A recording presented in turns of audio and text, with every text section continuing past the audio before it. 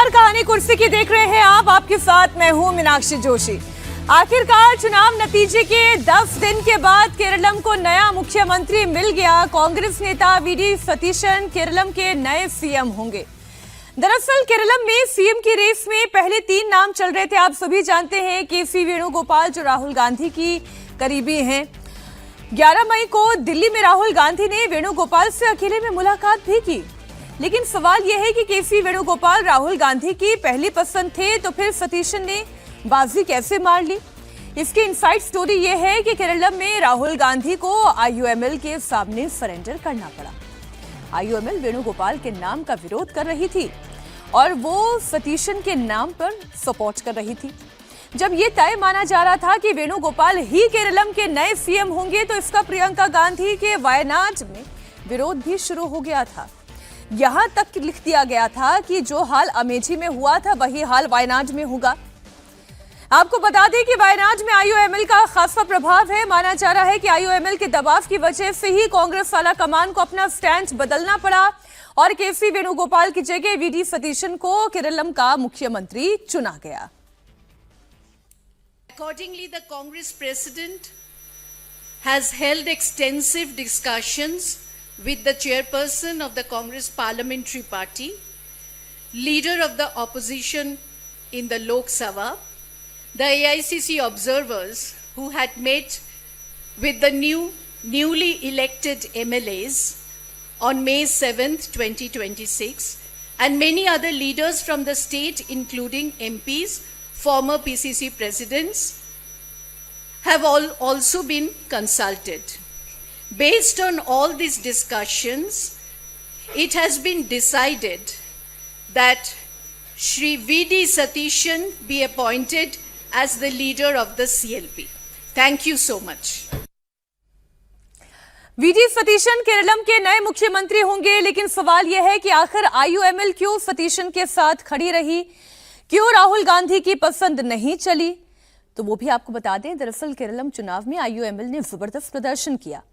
Indian union मुस्लिम league ने केरल में 27 सीटों पर अपने उम्मीदवार उतारे, जिनमें से 22 सीटों पर उनके उम्मीदवार जीते, यानी कि स्ट्राइक रेट 81% से ज्यादा का रहा। साथ ही आईयूएमएल का केरलम में जिन क्षेत्रों में असर है, उनमें प्रियंका गांधी की वायनाड सीट भी शामिल है। ऐसे में कांग्रेस पार्टी मुस्लिम लीग के साथ दुश्मनी कैसे ले सकती थी? अगली बात यह है कि कांग्रेस पार्टी को अपने दम पर बहुमत नहीं मिला था। केरलम में विधानसभा की 140 सीटें हैं, बहुमत के लिए 71 सीटें चाहिए। कांग्रेस पार्टी 63 सीट पर ही जीत दर्ज कर पाई, यानी कि बहुमत के लिए 8 अन्य विधायकों का सपोर्ट भी लेना ही था। ऐसे में वो आईयूएमएल को नाराज नहीं करना चाहती है, इसलिए भी राहुल गांधी को क्या झुकना पड़ा? इतना ही नहीं, असम, बंगाल, तमिलनाडु और केरलम में कांग्रेस को मुस्लिम वोटर्स का कैसा साथ मिला, ये महत्वपूर्ण है। इस पर हम करेंगे बात। 4 खास मेहमान हमारे साथ स्टूडियो में मौजूद हैं। अमिताभ सिंह जी हमारे साथ हैं, विजय त्रिवेदी जी है, प्रोफेसर संगीत रागी जी और समीर चौगांवकर जी हमारे साथ मौजूद है। हमारे सहयोगी टी राघवन भी हमारे साथ जुड़ चुके हैं। तो बात यह है कि केरल स्टोरी ये जो लिखी गई है, इस केरल स्टोरी में वैसे तो संख्या बल के आधार पर विजय जी ये तय होना चाहिए ना कि जिसकी ज्यादा संख्या है, अच्छा दिखता राहुल गांधी का करीबी, उनके सबसे विश्वसनीय केसी वेणुगोपाल इस पद पर पहुंचते, लेकिन आईयूएमएल बाजी मार गया। आईयूएमएल के सामने क्यों कांग्रेस पार्टी को झुकना पड़ा? पहला सवाल तो यही। आपने जो स्टोरी की है वो बिल्कुल ठीक है। आईयूएमएल हम लोग चर्चा भी कर रहे थे कि वीडी सतीशन और केसी वेणुगोपाल में से राहुल जी की पसंद भी रहे। राहुल जी के विश्वस्त मैं ज़्यादा कहूँगा, पसंद थे कि नहीं थे ये तो अब हमको उनके बारे में नहीं पता कि राहुल जी को पसंद थे नहीं थे, लेकिन विश्वास उनके माने जाते हैं, कॉन्फिडेंट। मगर आईयूएमएल का दबाव था कि वहाँ पर वीडी सतीशन को बनाया जाए। आईयूएमएल के पास 22 विधायक हैं, कांग्रेस का अपना बहुमत उस तरह से पूरा बड़ा नहीं होता और आईयूएमएल उनकी सहयोगी गठबंधन है, तो जाहिर है उनका दबाव वहाँ पर रहा। और फिर आपने बताया कि जिस तरह से वायनाड के लिए भी उन्होंने धमकी दे दी थी, तो कांग्रेस के लिए इसके अलावा कोई रास्ता नहीं था कि वो वीडी सतीशन को बनाए। हालांकि पार्टी में बहुत सारे लोगों का मत था, खासतौर से केरल कांग्रेस में ज़्यादातर लोगों का मानना था कि केरल कांग्रेस की जो ताकत बढ़ी है उसमें बड़ी भूमिका सतीशन साहब की है। लेकिन केसी वेणुगोपाल साहब वहाँ के प्रभारी रहे, पार्टी के संगठन महासचिव हैं, राहुल जी के विश्वस्त हैं, तो सबको लग रहा था, और उनके पास विधायकों की ये संख्या भी 40 ज्यादा बताई जा रही सीटें है, बता रहे 40 थे जी। लेकिन मैं इसलिए उसको नहीं मानता। हमने पहले भी चर्चा की कि जो टिकट दे रहा हो तो वो उनके साथ ही रहेंगे, और जनरल सेक्रेटरी ऑर्गेनाइजेशन हो। मान लीजिए राहुल गांधी जी यहाँ पर वायनाड से MP थे और उनको मुख्यमंत्री का नाम होता, तो 62 के 62 लोग उनको समर्थन कर रहे होते। तो जनरल सेक्रेटरी ऑर्गेनाइजेशन और जिसने टिकट दिया हो वो सब MLAs उनके साथ होते हैं, आमतौर पर ऐसा देखा जाता है। लेकिन मुझे लगता है 10 दिन लगाए, ज़्यादा लगे, फिर भी एक पार्टी का संकट खत्म हुआ। ये संकट पूरी तरह से खत्म हो गया कि नहीं हुआ, अच्छा फैसला है कि VD सतीशन विपक्ष के नेता रहे हैं कांग्रेस को। उन्होंने कहा था, मुझे ध्यान आ रहा है कि इस चुनाव से पहले उन्होंने कहा था कि यदि इस चुनाव में मैंने कांग्रेस को जीत नहीं दिलाई तो मैं राजनीति छोड़ दूंगा, सतीशन साहब ने। अब खैर ऐसा तो सब लोग राजनेता कहते हैं, मैंने अभी तक किसी को देखा नहीं है छोड़ते हुए, तो वो अलग है। लेकिन मेरे ख्याल से बेहतर फैसला है, और अब केरल में कांग्रेस बेहतर कर रहा है। हम तो ये उम्मीद करते हैं कि कोई भी मुख्यमंत्री रहे, वो विजय रहे, शुभेंदु जी रहे, अपने अपने राज्य में बेहतर काम करें, और जो झगड़े विवाद है उनसे दूर निकलकर, आगे निकलकर कुछ काम करें। ये सहमति तक बात पहुंची कैसे? हमारे सहयोगी राघवन क्योंकि लगातार नजर बनाए हुए थे केरलम से, टी राघवन हमारे साथ जुड़ गए हैं। IUML इतनी जरूरी बन गई कि जो ज्यादा सीटें जीत कर आई, उनकी पसंद की बजाय, राहुल गांधी की पसंद की बजाय VD सतीशन को चुना गया।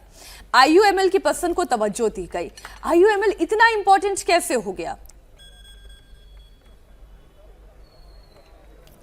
जी देखिए, इस पूरे अगर चुनाव की अगर हम बात करें तो मलाबार रीजन में जो स्ट्राइक रेट रही UDF की, उसमें IUML का सबसे बड़ा योगदान रहा। IUML के चीफ जो है उन्होंने कुछ देर पहले मीडिया से बात की है। उनका ये कहना है कि सतीशन के नाम का ऐलान AICC ने किया है, हमें बहुत खुशी है। AICC का फैसला बढ़िया फैसला है, एक अच्छी सरकार चलाएंगे ऐसी उम्मीद है। सतीशन हमेशा टीम UDF की बात करते थे, हमें उम्मीद है कि टीम UDF की सरकार चलेगी अगले 5 साल तक। गठबंधन दलों की राय लेकर लोकतांत्रिक प्रक्रिया जो है कांग्रेस ने अपनाई है। उन्होंने ये साफ साफ कहा कि जब ये हम फिर कोशिश करेंगे राघवन से हमारी बात हो। राहुल नहीं, मुस्लिम लीग की चली है।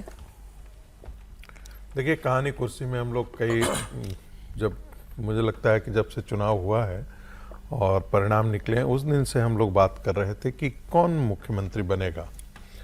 एक चलाया भी जाता था कौन बनेगा मुख्यमंत्री।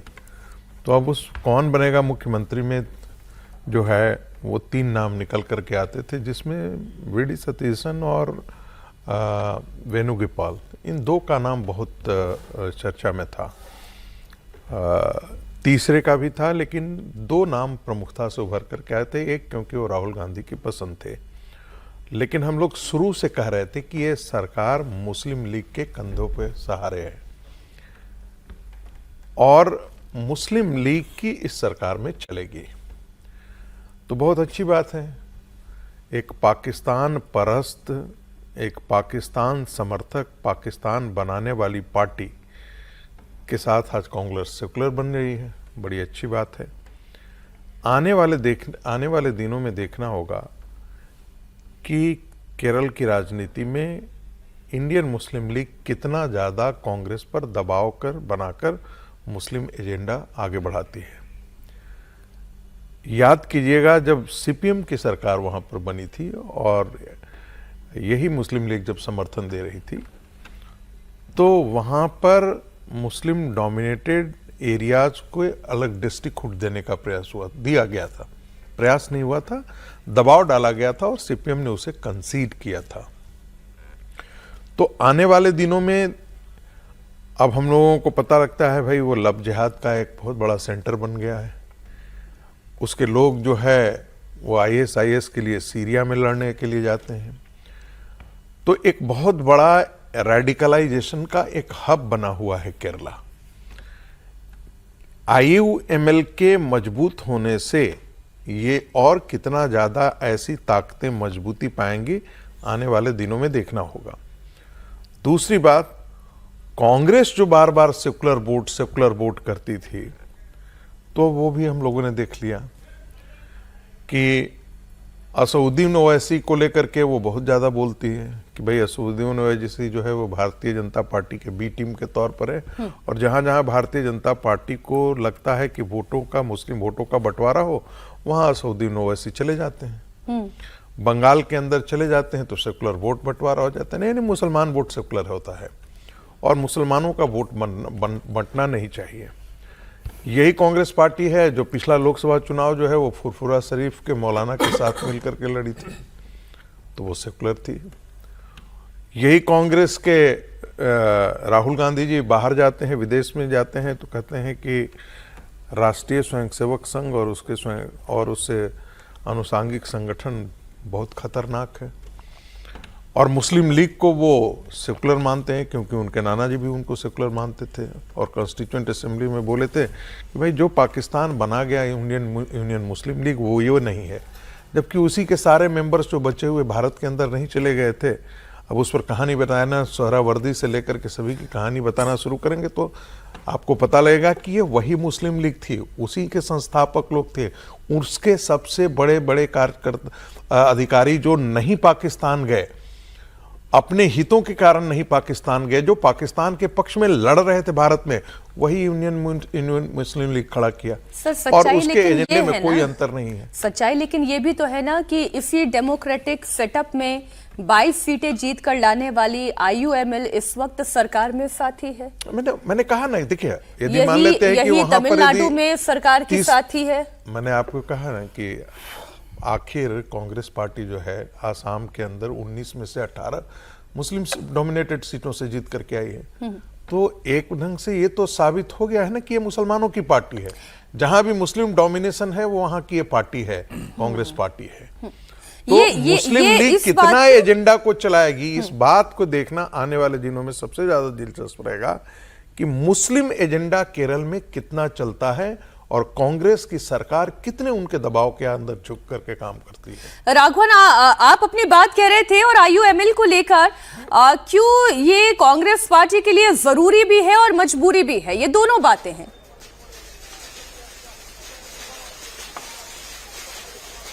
देखिए, मतलब सतीशन ने अगर बाजी पलटी है, क्योंकि पहले दिन से ये कहा जा रहा था कि केसी वेणुगोपाल रेस में सबसे आगे हैं, विधायकों का समर्थन उनके साथ है, शीर्ष नेतृत्व भी चाहता है कि वही मुख्यमंत्री बने। तो अगर सतीशन ने बाजी पलटी है तो उसमें सबसे बड़ी भूमिका अगर किसी पार्टी ने निभाई है तो वह है इंडियन यूनियन मुस्लिम लीग। जैसा आपने बताया 22 सीटें हैं, गठबंधन का बहुत पुराना पार्टनर है कांग्रेस का जो UDF में है। कैसे IUML ने इन्फ्लुएंस किया, IUML ने ये का प्रभाव जो है वो मलाबार रीजन में है, जहां पर वायनाड की सीट भी आती है, जहां से प्रियंका गांधी MP है। वहां पर हमने ऐसे पोस्टर देखे मीनाक्षी, जिसमें यह कहा गया कि अगर आप सतीशन को मुख्यमंत्री नहीं बनाते हैं तो आने वाले समय में आपको इसका खामियाजा भी भुगतना पड़ सकता है। यानी वार्निंग साफ थी कि अगर आप किसी को पैरा ड्रॉप करते हैं, किसी को दिल्ली से लाकर यहां पर बिठाते हैं, तो उसके बाद जो है जो गठबंधन के जो रिश्ते हैं वो ठीक नहीं रहेंगे। और ये मजबूरी इसलिए भी रही कांग्रेस शीर्ष नेतृत्व की, क्योंकि अगर कांग्रेस अभी, आप जानती हैं 18 सीटें उन्होंने जो है यहां पर लोकसभा चुनाव में जीती हैं 2024 में, और आने वाले लोकसभा चुनाव 2029 में भी कांग्रेस को उम्मीद है कि यहां से बहुत बढ़िया प्रदर्शन करेगी। प्रदर्शन तभी अच्छा हो पाएगा जब IUML का साथ उनको रहे, और IUML ने चूंकि सतीशन का हाथ पकड़ लिया, इसीलिए मजबूरी में कह सकते हैं कि कांग्रेस को केसी वेणुगोपाल का हाथ छोड़ना पड़ा। ठीक है, केरल में सतीशन के साथ सिर्फ IUML ही नहीं खड़ी है, बल्कि कांग्रेस के जमीनी नेता भी ये चाहते थे कि सतीशन ही CM हो, क्योंकि सतीशन ने पिछले 5 सालों तक LGF के खिलाफ लड़ाई लड़ी। इतना ही नहीं, वेणुगोपाल के रेस में पिछड़ने की एक और बड़ी वजह है वो ये कि वो अभी केरल के अलपुझा लोकसभा सीट से सांसद भी हैं। अगर वेणुगोपाल को मुख्यमंत्री बनाया जाता है तो वेणुगोपाल को लोकसभा की सीट भी खाली करनी पड़ेगी और राज्य की किसी सीट को खाली करवाकर फिर वहां पर विधानसभा चुनाव लड़वाया जाएगा। तो केसी वेणुगोपाल के खिलाफ एक और बात जो गई है वो ये कि अभी वो कांग्रेस में संगठन महासचिव की भूमिका में भी हैं। ऐसे में अगर उन्हें केरल का मुख्यमंत्री बनाया जाता है तो कांग्रेस संगठन में भी बदलाव करना होता।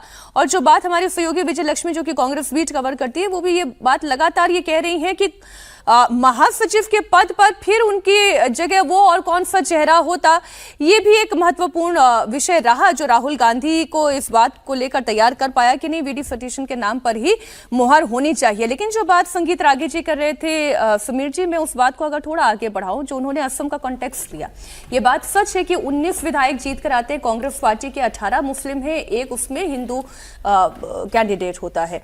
बदरुद्दीन अजमल ये कह देते हैं कि कांग्रेस पार्टी तो मुस्लिम लीग बन गई है, बदरुद्दीन अजमल का यही तो बयान था सुमीर जी की कांग्रेस पार्टी मुस्लिम लीग बन गई है। वो तो ये कह रहे थे, मैं ये पूछ रही हूँ कि क्या आज ये परिस्थिति है कि कांग्रेस पार्टी मुस्लिम लीग बनने की दिशा में आगे बढ़ गई है? वहां केवल मुस्लिम कैंडिडेट्स का अधिकतर संख्या में जीत कर आना, इधर आईयूएमएल के सामने सरेंडर राहुल गांधी का कर देना। देखिए मुझे लगता है कि फिलहाल ये कह देना कि कांग्रेस मुस्लिम लीग बन गई है थोड़ा अतिशयोक्ति होगी, ज्यादा होगा। कांग्रेस के 99 सांसद है, महाराष्ट्र में तो कांग्रेस सबसे बड़ी पार्टी, 13 सांसद जीत के आए हैं कांग्रेस के, और केरल में तो कांग्रेस हमेशा से मजबूत रही है। ऐसा तो नहीं रहा कि केरल में अभी कांग्रेस मजबूत हुई, हमेशा से कांग्रेस मजबूत रही है। वीडी सतीशन तो वहां 5वें मुख्यमंत्री बनने जा रहे कांग्रेस के, अगर आप देखेंगे। ये ठीक है कि गठबंधन के सहयोगी का एक दबाव रहा होगा कि भाई किसको बनाना है, उन्होंने अपनी ओपिनियन दिया होगा। और मुझे लग रहा है कि शायद राहुल गांधी भी नहीं चाहते होंगे कि केसी वेणुगोपाल वहां जाए। अगर देखिए चुनाव के पहले यह तय था कि कांग्रेस की सरकार वहां पर यूडीएफ सरकार बनाने जा रहा है केरल में, सब मान के चल रहे थे। अगर राहुल गांधी चाहते कि केसी वेणुगोपाल को वहां मुख्यमंत्री बनाकर भेजना है, केसी वेणुगोपाल को वो विधानसभा चुनाव लड़वा देते, और केसी वेणुगोपाल अगर चाहते तो कोई ताकत नहीं थी जो उनको विधानसभा चुनाव लड़ने से केरल में रोक सकती थी। वो विधान चुनाव लड़ते, विधायक बनते और मुख्यमंत्री बनते। यह पहले से तय था कांग्रेस के अंदर कि केसी वेणुगोपाल वहां मुख्यमंत्री नहीं बनेंगे, और शायद इसीलिए पहले घोषणा कर दी गई थी कि कोई भी सांसद विधानसभा का चुनाव नहीं लड़ेगा। 18 में से 15 सांसद कांग्रेस के जो है वो विधानसभा चुनाव लड़ना चाहते थे, सबको स्ट्रिक्टली मना कर दिया कि विधानसभा कोई चुनाव नहीं लड़ेगा। इसका मतलब पहले से कांग्रेस में तय था कि अगर सत्ता लौटेगी तो विधायक दल में से कोई नेता बनेगा। और मुझे लग रहा है कि इस बार जिस तरीके से दिनों तक ये फिर अनाउंसमेंट क्यों नहीं हो देखिए, पाया था? फिर ये मुझे लगता है ये बहुत वेणुगोपाल का नाम खूबसूरती है था ही लोकतंत्र क्यों? की। मुझे लगता है ये लोकतंत्र की बहुत खूबसूरती है कि एक पार्टी के अंदर इतना गहन विचार विमर्श हो रहा है। आपको इसको देखना चाहिए। 2 पर्यवेक्षक जाते हैं वहां, विचार कर आते हैं। राहुल गांधी अब पूर्व प्रदेश अध्यक्ष से पूछते हैं, विधायकों से पूछते हैं, तमाम लोगों से चर्चा करते हैं, जो स्टेक होल्डर है, सहयोगी दल है, उनसे चर्चा करते हैं। और तमाम चर्चा करने के बाद वीडी सतीशन जो सबसे बेहतर नाम और सबसे बेहतर नाम है, उस पर मोहर लगाते हैं। मुझे लगता है कि एक राजनीतिक दल को इसी तरीके से पार्टी में चर्चा करना चाहिए। सभी दलों से आप पूछो और जो बेहतर नाम निकले उस पर मोहर लगाओ। वीडी सतीशन का नाम तय था, 6 बार के विधायक है, विपक्ष के नेता के रूप में जिस तरह से उन्होंने काम किया, जमीनी स्तर के कार्यकर्ता उनसे जुड़ाव महसूस करते हैं। केसी वेणुगोपाल केरल की राजनीति कभी नहीं की, उन्होंने हमेशा दिल्ली में रहे। ये बात ठीक है कि वो केरल से आते हैं, इसलिए वहां केरल के अंदर प्रभाव रहेगा। जैसे भारतीय जनता पार्टी के राष्ट्रीय संगठन महामंत्री BL संतोष कर्नाटका से आते हैं, तो कर्नाटका की राजनीति में उनका दखल ज्यादा रहता है। जो जिस होम टाउन से आता है, होम स्टेट से आता है, वहां उसका दखल ज्यादा रहता है। तो मुझे लग रहा है कि वो जरूर ज्यादा रहा होगा। लेकिन राहुल गांधी और प्रियंका गांधी ने भी बात मानी होगी, और प्रियंका गांधी ने राहुल गांधी को समझाया आप ये होगा। कह रहे हैं कि मुस्लिम लीग का या किसी का कोई दबाव नहीं था? ऐसा नहीं है, सहयोगी दलों का प्रभाव रहा होगा, लेकिन सर, एक होता है प्रभाव, एक होता है दबाव। मैं जानना चाहती हूं प्रभाव का या लेकिन दबाव ऐसा नहीं है कि इंडियन यूनियन मुस्लिम लीग ने कहा तो मानना ही पड़ा होगा। क्या इसके पहले इंडियन यूनियन मुस्लिम नहीं थी? AK एंटनी बने थे ना कांग्रेस के मुख्यमंत्री, के करुणाकरण बने थे। क्या इंडियन यूनियन लीग का दबाव नहीं था? सर, देखिए, कांग्रेस मैं नेतृत्व तो का अपने फैसला था, और रिपोर्टर की बहुत बात अच्छा पे जाती फैसला हूं। मुझे लगता है। इसे सिर्फ यह कह देना कि इंडियन यूनियन मुस्लिम लीग के कारण संभव हुआ, मैं इसे ठीक नहीं मानता। आपके एनालिसिस का पूरा सम्मान रखते हुए मेरा जो रिपोर्टर ये बता रहा है कि दबाव था, तो दबाव इसलिए था क्योंकि केसी वेणुगोपाल रेस में थे। अगर रेस में नहीं होते तो फिर ये दबाव भी नहीं होता, वायनाड में पोस्टर भी नहीं छपते। मैं आपके राय का पूरा सम्मान रखते मैं कह रही हूं कि डेमोक्रेसी है, लेकिन दबाव भी है। हाँ, दबाव है ना। एक छोटी सी टिप्पणी कर दूं? हाँ। ये कांग्रेस में ये लोकतंत्र का नतीजा है क्या कि DK कुमार और दोनों कुश्ती करते रहते हैं, और सिद्धारमैया कुश्ती करते रहते हैं, और कांग्रेस नेतृत्व जो है वो निर्णय नहीं कर पाती है। निर्णय तो तब आप करेंगे ना जब आप केंद्र में बैठे हुए व्यक्ति के हाथ में इतनी ताकत हो कि राज्य पर चाबुक चला करके उसे तय कर दें। यदि केंद्रीय नेतृत्व मजबूत होता है तो जो आप चाहते हैं वहां पर आप करवा सकते हैं। भारतीय जनता पार्टी का केंद्रीय नेतृत्व आज मजबूत है, इसीलिए चाहे आप कहें कि चिट्टा देकर के निकलवा लेता हो या जो भी करता है। एक मिनट सर धैर्य रखिए। वो डेमोक्रेटिक के कारण नहीं है, चूंकि राहुल गांधी बहुत कमजोर है और कांग्रेस पार्टी का केंद्रीय नेतृत्व बहुत कमजोर है, इसलिए उसके पास कोई विकल्प नहीं है। वो अपनी चीजें नहीं थोप सकता है। नहीं तो आप देखिए ना, जगन्नाथ मिश्रा कैसे चीफ मिनिस्टर बने थे, सर मेरे लिए ब्रेक का टाइम हो जाएगा, लेकिन जो 2 बातें आपने कही, एक तो ये कही कि राहुल गांधी चूंकि कमजोर, मेरे कहने हैं कि ये डेमोक्रेटिक प्रोसेस के कारण ऐसा नहीं हुआ है। ये शुद्ध और शुद्ध सहयोगी दल IUML के पहले दिन के दबाव के कारण हुआ है। आप रिस्पॉन्ड करना चाहते हैं विजय जी इस नहीं, पर? रेस्पॉन्ड नहीं कर रहा, मैं तो ये कह रहा हूँ कि यदि केसी वेणुगोपाल बनते तो अभी हम कह रहे होते कि देखिए चलती राहुल गांधी की है, पार्टी में कुछ भी हो रहा हो, जो राहुल गांधी चाहेंगे वही बनेंगे। अब केसी वेणुगोपाल नहीं बने तो तुरंत राहुल गांधी कमजोर नेता हो गए, और वीडी सतीशन 10 दिन की बहस के बाद बने। मैं उसमें दबाव रहा ही होगा, कोई ऐसा नहीं है कि दबाव नहीं होगा, पार्टी में दबाव होता है। केसी वेणुगोपाल बहुत पावरफुल लीडर है, वहां पर जनरल सेक्रेटरी ऑर्गेनाइजेशन है। चला था कि क्या मुस्लिम लीग होती चली जा रही है कांग्रेस पार्टी? ये तो अब अलग बहस है कि एक तो मुस्लिम लीग कोई गैर संवैधानिक पार्टी है क्या? हमें परेशानी तो मुसलमानों के नाम से ही होती है। कांग्रेस के 19 एमएलए हो गए, अपराध हो गया? 19 एमएलए मुसलमान है तो मुझे ये बताइए पहले। नहीं, कोई अपराध क्या होना है? अच्छा, फिर मैं एक तो बात सुनिए, बदरुद्दीन अजमल ने एक सवाल उठाया। बदरुद्दीन अजमल जो कहेंगे वो कहेंगे, भाई ठीक है। सीरिया के समर्थन अच्छा, में जो यहाँ खड़े हो जाते मेरी हैं वो बात अपराधी सुनिए। थोड़े होते उनको हैं, जेल भेजिए, उनको अधिकार है नहीं, नहीं, मैं दूसरी बात कह रहा हूँ। क्या कांग्रेस समझ रही है? नहीं, सुनिए, 80 विधायकों के साथ भारतीय जनता पार्टी को 77 के साथ, और 44 विधायकों के नीतीश कुमार को बना दे, तब तो कोई दबाव नहीं है, तब तो कोई दबाव नहीं है। नहीं है ना? और आईयूएमएल उनकी पार्टनर है, उसकी बात कैसे, मतलब ये तो एक सिस्टम में बात है। और भजनलाल शर्मा, मोहनलाल यादव बन जाए, वो तो बड़ा डेमोक्रेटिक सिस्टम है। तो विजय जी थोड़ा आईयूएमएल के राजनीति पर भी बोल देते हैं, देखिए थोड़ा उसकी विचारधारा पर भी टिप्पणी कर देते हैं कि क्या बहुत गया है ना सेकुलर कि है वो। राजनीति का इतना पोलराइजेशन हो गया है कि हम उसको हिंदू सर, मुसलमान से आईयूएमएल सेक्युलर है? देखिए, सेकुलर है, भारत के संविधान में विश्वास करता है, उनकी ओथ लेके वो मेंबर ऑफ एमएलए बनते हैं, एमपी बनते हैं, इलेक्शन कमीशन अप्रूव करती है, सेकुलर होना ही है। अगर आप नहीं माने, अब यही बात है कि दूसरे पार्टियां क्यों ये से एक ही पार्टी से क्यों जीत रहे, ये अलग प्रश्न है, लेकिन उनका एकोमोडेशन है ना, जो भारत की सबसे बड़ी पार्टी है उससे एक भी मुस्लिम एमपी क्यों नहीं है लोकसभा का, ये भी एक बहुत बड़ा प्रश्न है। क्या वो यहाँ के नागरिक नहीं है? क्या उनको एलिजिबल नहीं है वोट देने के और चुने जाने के? ये भी, इस बात पर भी तो विचार करना होगा। सिर्फ उनका इतिहास रहा है कि कभी वो सपोर्ट करते थे, लेकिन वो भारत में तो रहे, कांग्रेस के डिमांड पर, कांग्रेस के सेकुलर कैरेक्टर पर उन्होंने विश्वास जताया उस समय के जो कांग्रेस था। अब आप उसको उसी इतिहास में ले आएंगे। AIMIM का अकोट में वो सेकुलर कैरेक्टर के कारण नहीं रहे थे, वो इसलिए रहे क्योंकि कांग्रेस पार्टी में उनको उस समय के जनसंघ से डर था, क्योंकि उनकी लॉयल्टी क्वेश्चन में थी, क्योंकि उन्होंने पाकिस्तान विभाजन किया था देश का, महाराष्ट्र सब कोई सशंकित था, इसलिए ये नहीं कहना जाना चाहिए। महाराष्ट्र के अकोट में लोकल बॉडी इलेक्शंस में AIMIM सपोर्ट किया कि नहीं? वहां की और रही सेकुलर डेमोक्रेसी की बात, पर्चा बढ़ा के किसी को चीफ मिनिस्टर बना देने में डेमोक्रेसी है? मुझे तो नहीं लगता। मैं तो कह रहा हूं, तो कम से कम वीडी सतीशन वहां ग्राउंड पर थे, काम कर रहे थे, मेहनत के। और समीर चौगान जी ने सही कहा कि जिस तरह के वहां हालात हैं और जिस तरह की कांग्रेस पार्टी ने वहां काम किया है, तो वो, लेकिन स्पेस वहां भी मिला है उनको, और वो मिलना भी चाहिए। क्यों नहीं बनेगा कोई? ठीक, चलिए हम इसको इस नोट पे खत्म करते हैं। आखिरकार वीडी सतीशन का नाम फाइनल हुआ, वो चाहे दबाव में हुआ हो, प्रभाव में हुआ हो, कांग्रेस का मुस्लिम लीगीकरण हुआ है या नहीं हुआ है, लेकिन एक नाम सामने आ गया है लंबे दिनों की रस्साकशी के बाद। देश के कई राज्यों में यूसीसी यानी कि समान नागरिक संहिता लागू किया जा चुका है, तो कई राज्यों में पाइपलाइन में है। इसी में से एक और नाम जुड़ गया है असम का। असम में भी समान नागरिक संहिता को लागू किया जाएगा, और इसके लिए हिमंता बिस्वा शर्मा ने डेडलाइन भी तय कर दी है। हिमंता कैबिनेट की पहली बैठक में यूसीसी लागू करने का फैसला लिया गया है, और इसके लिए 25 मई को असम विधानसभा का सत्र बुलाया गया है। 26 मई को यूसीसी बिल को पेश किया जाएगा। आपको जानकारी दे दें कि बीजेपी ने असम चुनाव में यूसीसी लागू करने का वादा किया था, और सीएम हिमंता ने अपनी पहली कैबिनेट में ही इसे पूरा कर दिया। शपथ ग्रहण से पहले हिमंता ने इसका एक हिंट भी दिया था। उन्होंने लिखा था कि 21 से 16 तक ट्रेलर है, 21 से 26 तक ट्रेलर है, और 26 से 31 तक पूरी पिक्चर।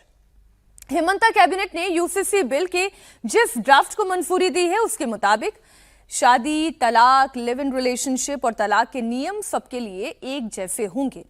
शादी का रजिस्ट्रेशन कराना जरूरी होगा। इस कानून से असम की आदिवासी और जनजातियों को बाहर रखा गया है।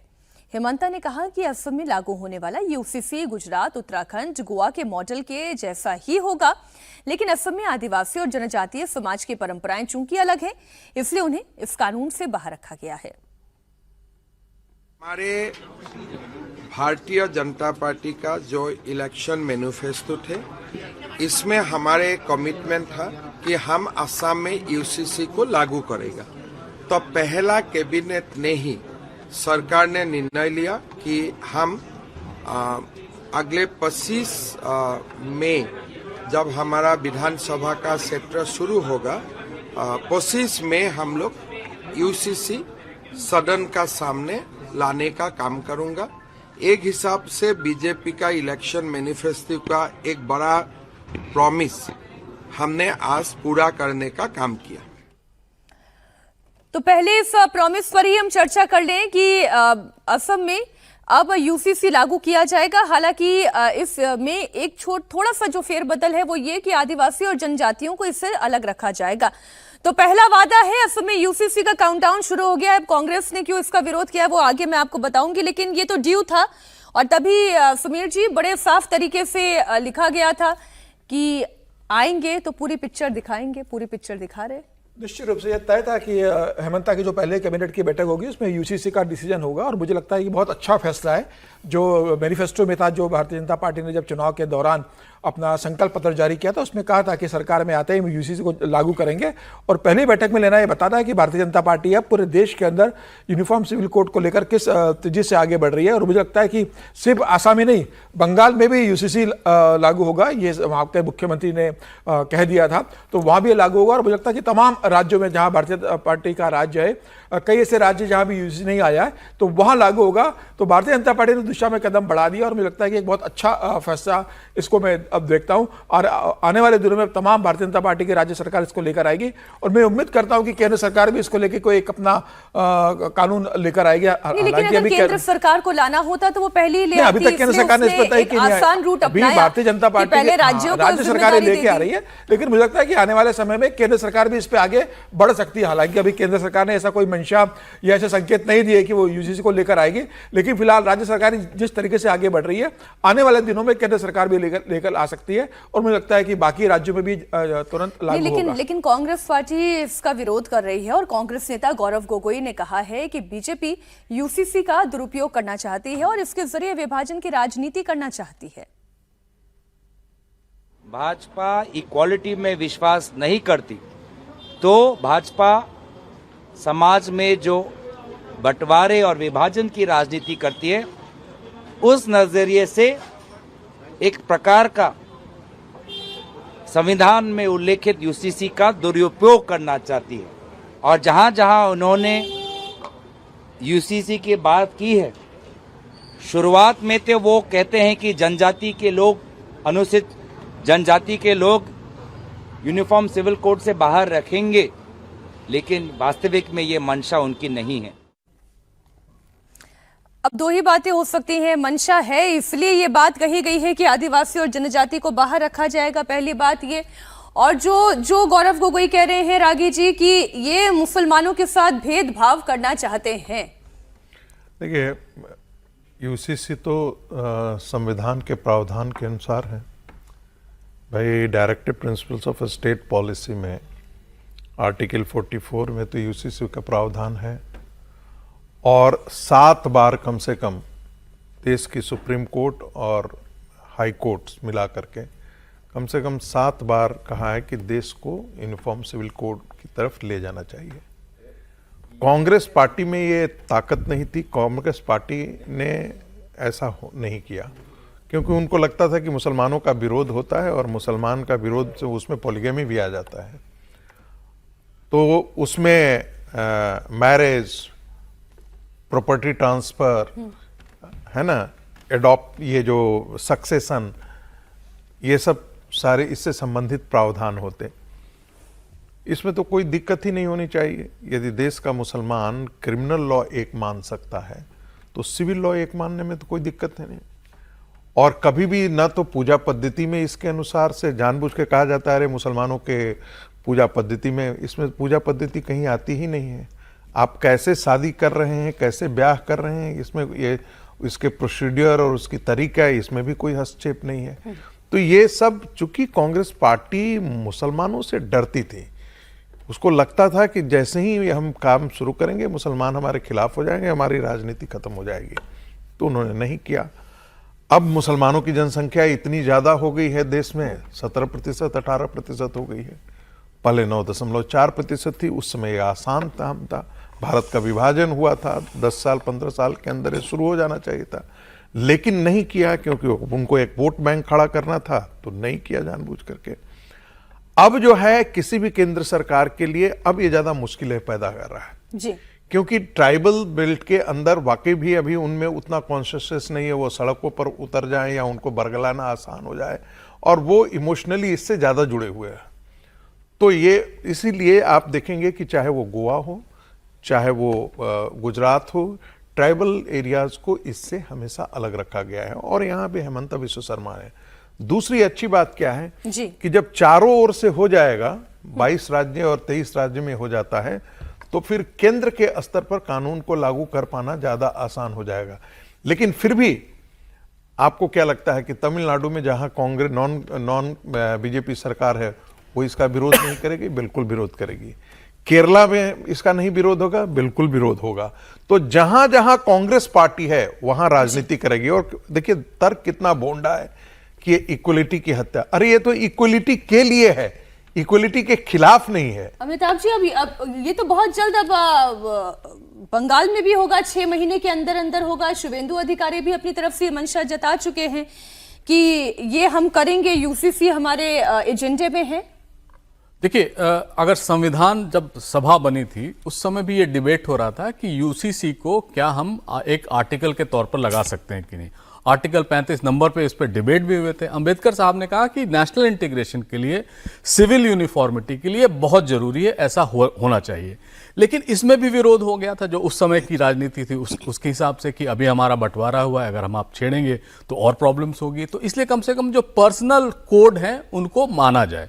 और अमूमन ये फैसला हुआ या ये कॉम्प्रोमाइज हुआ कि उसको डायरेक्टिव प्रिंसिपल्स में लाया जाए, आर्टिकल 44 में, जो नॉन एनफोर्सेबल है, यानी स्टेट इसको लागू नहीं करा सकता है। और कंकरेंट लिस्ट में डाला गया कि स्टेट्स चाहें तो बना सकती हैं। लेकिन धीरे धीरे ये बात, बहुत दिनों से ये डिबेट चल रहा था, बीजेपी ने इसको काफी आगे हद तक ले भी गई।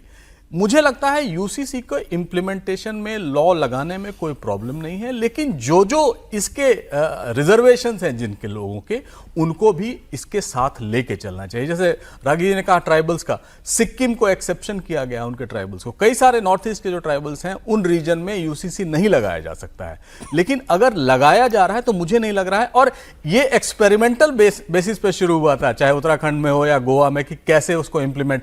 कुछ कठिनाइयां यूसीसी के इम्प्लीमेंटेशन में उत्तराखंड में आई थी, जैसे लिव इन रिलेशनशिप को लेकर कई बार ऐसा हुआ था।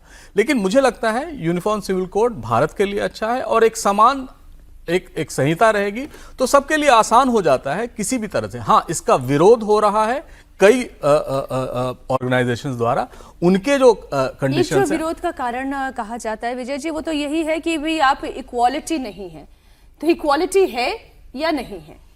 देखिए, अभी संविधान सभा की चर्चा हुई। संविधान सभा ने जब क्रिमिनल कोड को यूनिवर्सल कर दिया, एक तरह से, मतलब पूरे देश के लिए एक तरह की लागू किए, उस समय ये पर्सनल लॉज को नहीं लागू किया, क्योंकि उस समय ऐसा माहौल नहीं था। और उस समय की संविधान सभा को राजनीतिक मजबूरियां कह लें या और देश के माहौल को, कि जब लोगों को समझाकर इस पर लाया जाए तो एक साथ आया जाए। मैं समझता हूँ, मैं यूसीसी को, मतलब मैं तो सपोर्ट करता हूँ कि यूसीसी होना चाहिए दुनिया, देश भर में, किसी भी डेवलप्ड कंट्री के लिए, सभी लोगों के लिए। और खासतौर से यूसीसी है क्या, यूसीसी को जब तक सरकार इस तरह से नहीं करेगी कि भाई महिलाओं के ज़्यादा अधिकारों पर इस पर काम किया गया है, इसमें ज़्यादातर मसले महिलाओं से जुड़े हुए हैं, उसको उस तरह से प्रेजेंट किया जाए। लेकिन यदि सोसाइटी के किसी हिस्से को, खासतौर से मुसलमानों को ये लगता है कि ये उनके विरोध में है, तो इस पर कन्विंस करना चाहिए। मैं हमेशा ये बात कहता हूँ कि किसी भी सोसाइटी के किसी हिस्से को जब तक समझाया नहीं जाए, क्योंकि इसमें कोई ऐसा बहुत बड़ा अपराध नहीं हो रहा और सबको आना चाहिए। अब जैसे आपने अमिताभ जी ने भी कही, आपने भी कही, SC ST वो ट्राइबल्स को और आदिवासियों को छोड़ दिया, अनुसूचित जनजातियों को छोड़ दिया है, तो फिर कुछ चीजें है ना, इसका मतलब। मैं आपसे ये कह रही हूँ कि सर, अभी आप दोनों ने ही कहा कि उस वक्त ऐसी परिस्थिति थी, माहौल ऐसा था, कुछ राजनीतिक कारण ऐसे थे कि तब नहीं हो पाया। हाँ। वो तब भी था, वो उसके बाद 20 साल के बाद भी वही राजनीतिक कारण थे, 30 साल के बाद भी वही राजनीतिक कारण थे। मैं उन राजनीतिक कारणों राजनीतिक कारण नहीं, लेकिन लोगों को समझाना, सोसाइटी को समझाना सरकारों की जिम्मेदारी। और मैं इसको एक ठीक कदम भी मानता हूं कि स्टेट्स में लागू करेंगे तो धीरे धीरे उसका विरोध कम होता जाएगा। और मान लीजिए 15 स्टेट्स में लागू हो गया तो किसी भी केंद्र सरकार को, कोई भी सरकार रहे, उसे उसको लागू करने में मदद मिले। और एक बात समझिए, जो पर्सनल लॉज होते हैं उनका विरोध आज हो रहा हो ऐसा नहीं ना। 1950s में 52 में जब हिंदू कोड बिल लाया गया था, तो जो आज लोग ये यूनिवर्सल यूसीसी की बात कर रहे हैं वही सब लोग विरोध में खड़े हुए थे। बिल्कुल ठीक बात है, तो लेकिन अपने धर्म को सुधार का विरोध हमेशा होता रहता है। लेकिन हिंदू तैयार हुआ ना, और एक तैयार हुए ना, 5 स्टेट्स बन गई है ना, 5 वही मैं कह रही हूँ, उनको तैयार करने में समय जरूर लगा, लेकिन तैयारी हुई और वो हो रहा है। मीनाक्षी, ऐसा है कि जब हिंदू कोड बिल लाया जा रहा था तो उसका विरोध डॉक्टर राजेंद्र प्रसाद ने किया था। और डॉक्टर राजेंद्र प्रसाद का कहना था कि भाई ये जो संविधान सभा है ये एडल्ट फ्रेंचाइज से चुनी हुई संविधान सभा नहीं है, ठीक है। यानी कि सारे जितने भारत के नागरिक हैं, वयस्क नागरिक हैं, ये उनके द्वारा चुनी हुई ये संविधान सभा नहीं है। तो एक बार चुनाव हो जाने दीजिए, पहला चुनाव से जो सरकार निकल करके आएगी वो इस पर निर्णय लेगी। संविधान सभा की बहस पढ़िएगा तो बड़ा अद्भुत लगेगा। नेहरू का कंसर्न क्या था मालूम है? दुनिया हमको क्या कहेगी, दुनिया हमको रिट्रोग्रेसिव कहेगी। अरे तो तुमको मुसलमानों के लिए रिट्रोग्रेसिव नहीं कर रही थी, मुसलमानों को लेकर के उनके कोड बिल में चेंज करने के लिए नहीं, तुम्हारे पांव फूल जाते थे, हाथ पैर फूलने लगते थे आपके। सेंसिटिविटी, इसको मैं थोड़ा सा सुन लीजिए, एक मिनट में करेक्ट कर दूंगा हूं। राजेंद्र प्रसाद ने इसी बात पर हिंदू कोड बिल का विरोध किया था, लेकिन फाइनली जब आया तो साइन किया ना, ठीक है कि नहीं? ये लागू हुआ ना। अंबेडकर का रिजर्वेशन क्या था? मुस्लिमों के लिए भी कोड बिल लाने की बात थी ना, लेकिन नेहरू उसके लिए खड़े नहीं थे, अंबेडकर इसके विरोध में खड़े थे। मैं दूसरी बात कह रहा हूँ, राजेंद्र प्रसाद ने जो बात की वो ठीक बात है, वो तो टेक्निकल बात थी और उस पर उसके बाद तो उसको पोस्टपोन कर दिया गया। लेकिन जो लोग आज ये बिल ला रहे हैं वो सारे के सारे लोग जो राइट विंगर्स थे, जो हिंदू महासभा के लोग थे, वो तो सड़कों पर आ गए थे, संसद के बाहर प्रदर्शन कर रहे थे और कितना मुश्किल से पास हुआ था। और जैसे हिंदू कोड बिल पास हो गया वैसे तो ये यूसीसी भी पास हो ही रहा राज्यों में, और केंद्र सरकार लेकर आ जाए। मैं तो कह रहा हूँ ये अच्छा कदम है कि स्टेट वाइज हो तो एक माहौल सामान्य होता है। और असम के बाद में कह रही हूँ सर, अगला नंबर पश्चिम बंगाल को किया। पश्चिम बंगाल में यूसीसी लागू किया जा सकता है, इसके लिए पश्चिम बंगाल की शुभेंदु सरकार ने तैयारी शुरू कर दी है। दरअसल बंगाल चुनाव के दौरान अमित शाह से लेकर बीजेपी के तमाम बड़े नेताओं ने वादा किया था कि सरकार बनने के 6 महीने के अंदर अंदर यूसीसी लागू किया जाएगा। माना जा रहा है कि अब इससे लेकर शुभेंदु सरकार ने तैयारी भी शुरू कर दी है और कभी भी इसका ऐलान भी किया जा सकता है। अब बंगाल में यूसीसी लागू कब होगा, कैसे होगा, ये तो आगे पता चलेगा। लेकिन बंगाल चुनाव में करारी हार के बाद भी ममता बनर्जी हारी नहीं है। ममता बनर्जी ने साफ कर दिया है कि वो केवल सड़क पर ही लड़ाई नहीं लड़ेंगी, कोर्ट तक भी 2-2 हाथ करने की तैयारी में हैं, यानी लड़ाई अभी खत्म नहीं हुई है। पश्चिम बंगाल की पूर्व मुख्यमंत्री ममता बनर्जी काला कोट पहनकर वकील के लिबास में नजर आई। खुद एडवोकेट बनकर मामले की पैरवी करने के लिए कलकत्ता हाईकोर्ट पहुंची। हाईकोर्ट में चुनाव के बाद हिंसा से जुड़ी हुई एक पीआईएल पर सुनवाई चल रही है और चीफ जस्टिस न्यायाधीश सुजॉय पॉल की बेंच सुनवाई कर रही है। ऐसे में ममता बनर्जी खुद वकील बनकर कोर्टरूम पहुंची, जिसकी तस्वीर आप देख रहे हैं। ममता बनर्जी के वकील अवतार के पीछे का कारण भी आपको बता दें। ममता राज में हुए घोटालों का हिसाब किताब अब कोर्ट में होगा। मुख्यमंत्री शुभेंदु अधिकारी भी एक्शन में हैं। उन्होंने ममता सरकार में हुए घोटालों की जांच की, सीबीआई जांच की मंजूरी दी है। शुभेंदु सरकार ने जिन 3 बड़े मामलों में सीबीआई जांच की मंजूरी दी है उसमें पहला तो है शिक्षक भर्ती घोटाला, नगर पालिका घोटाला और सहकारी घोटाला।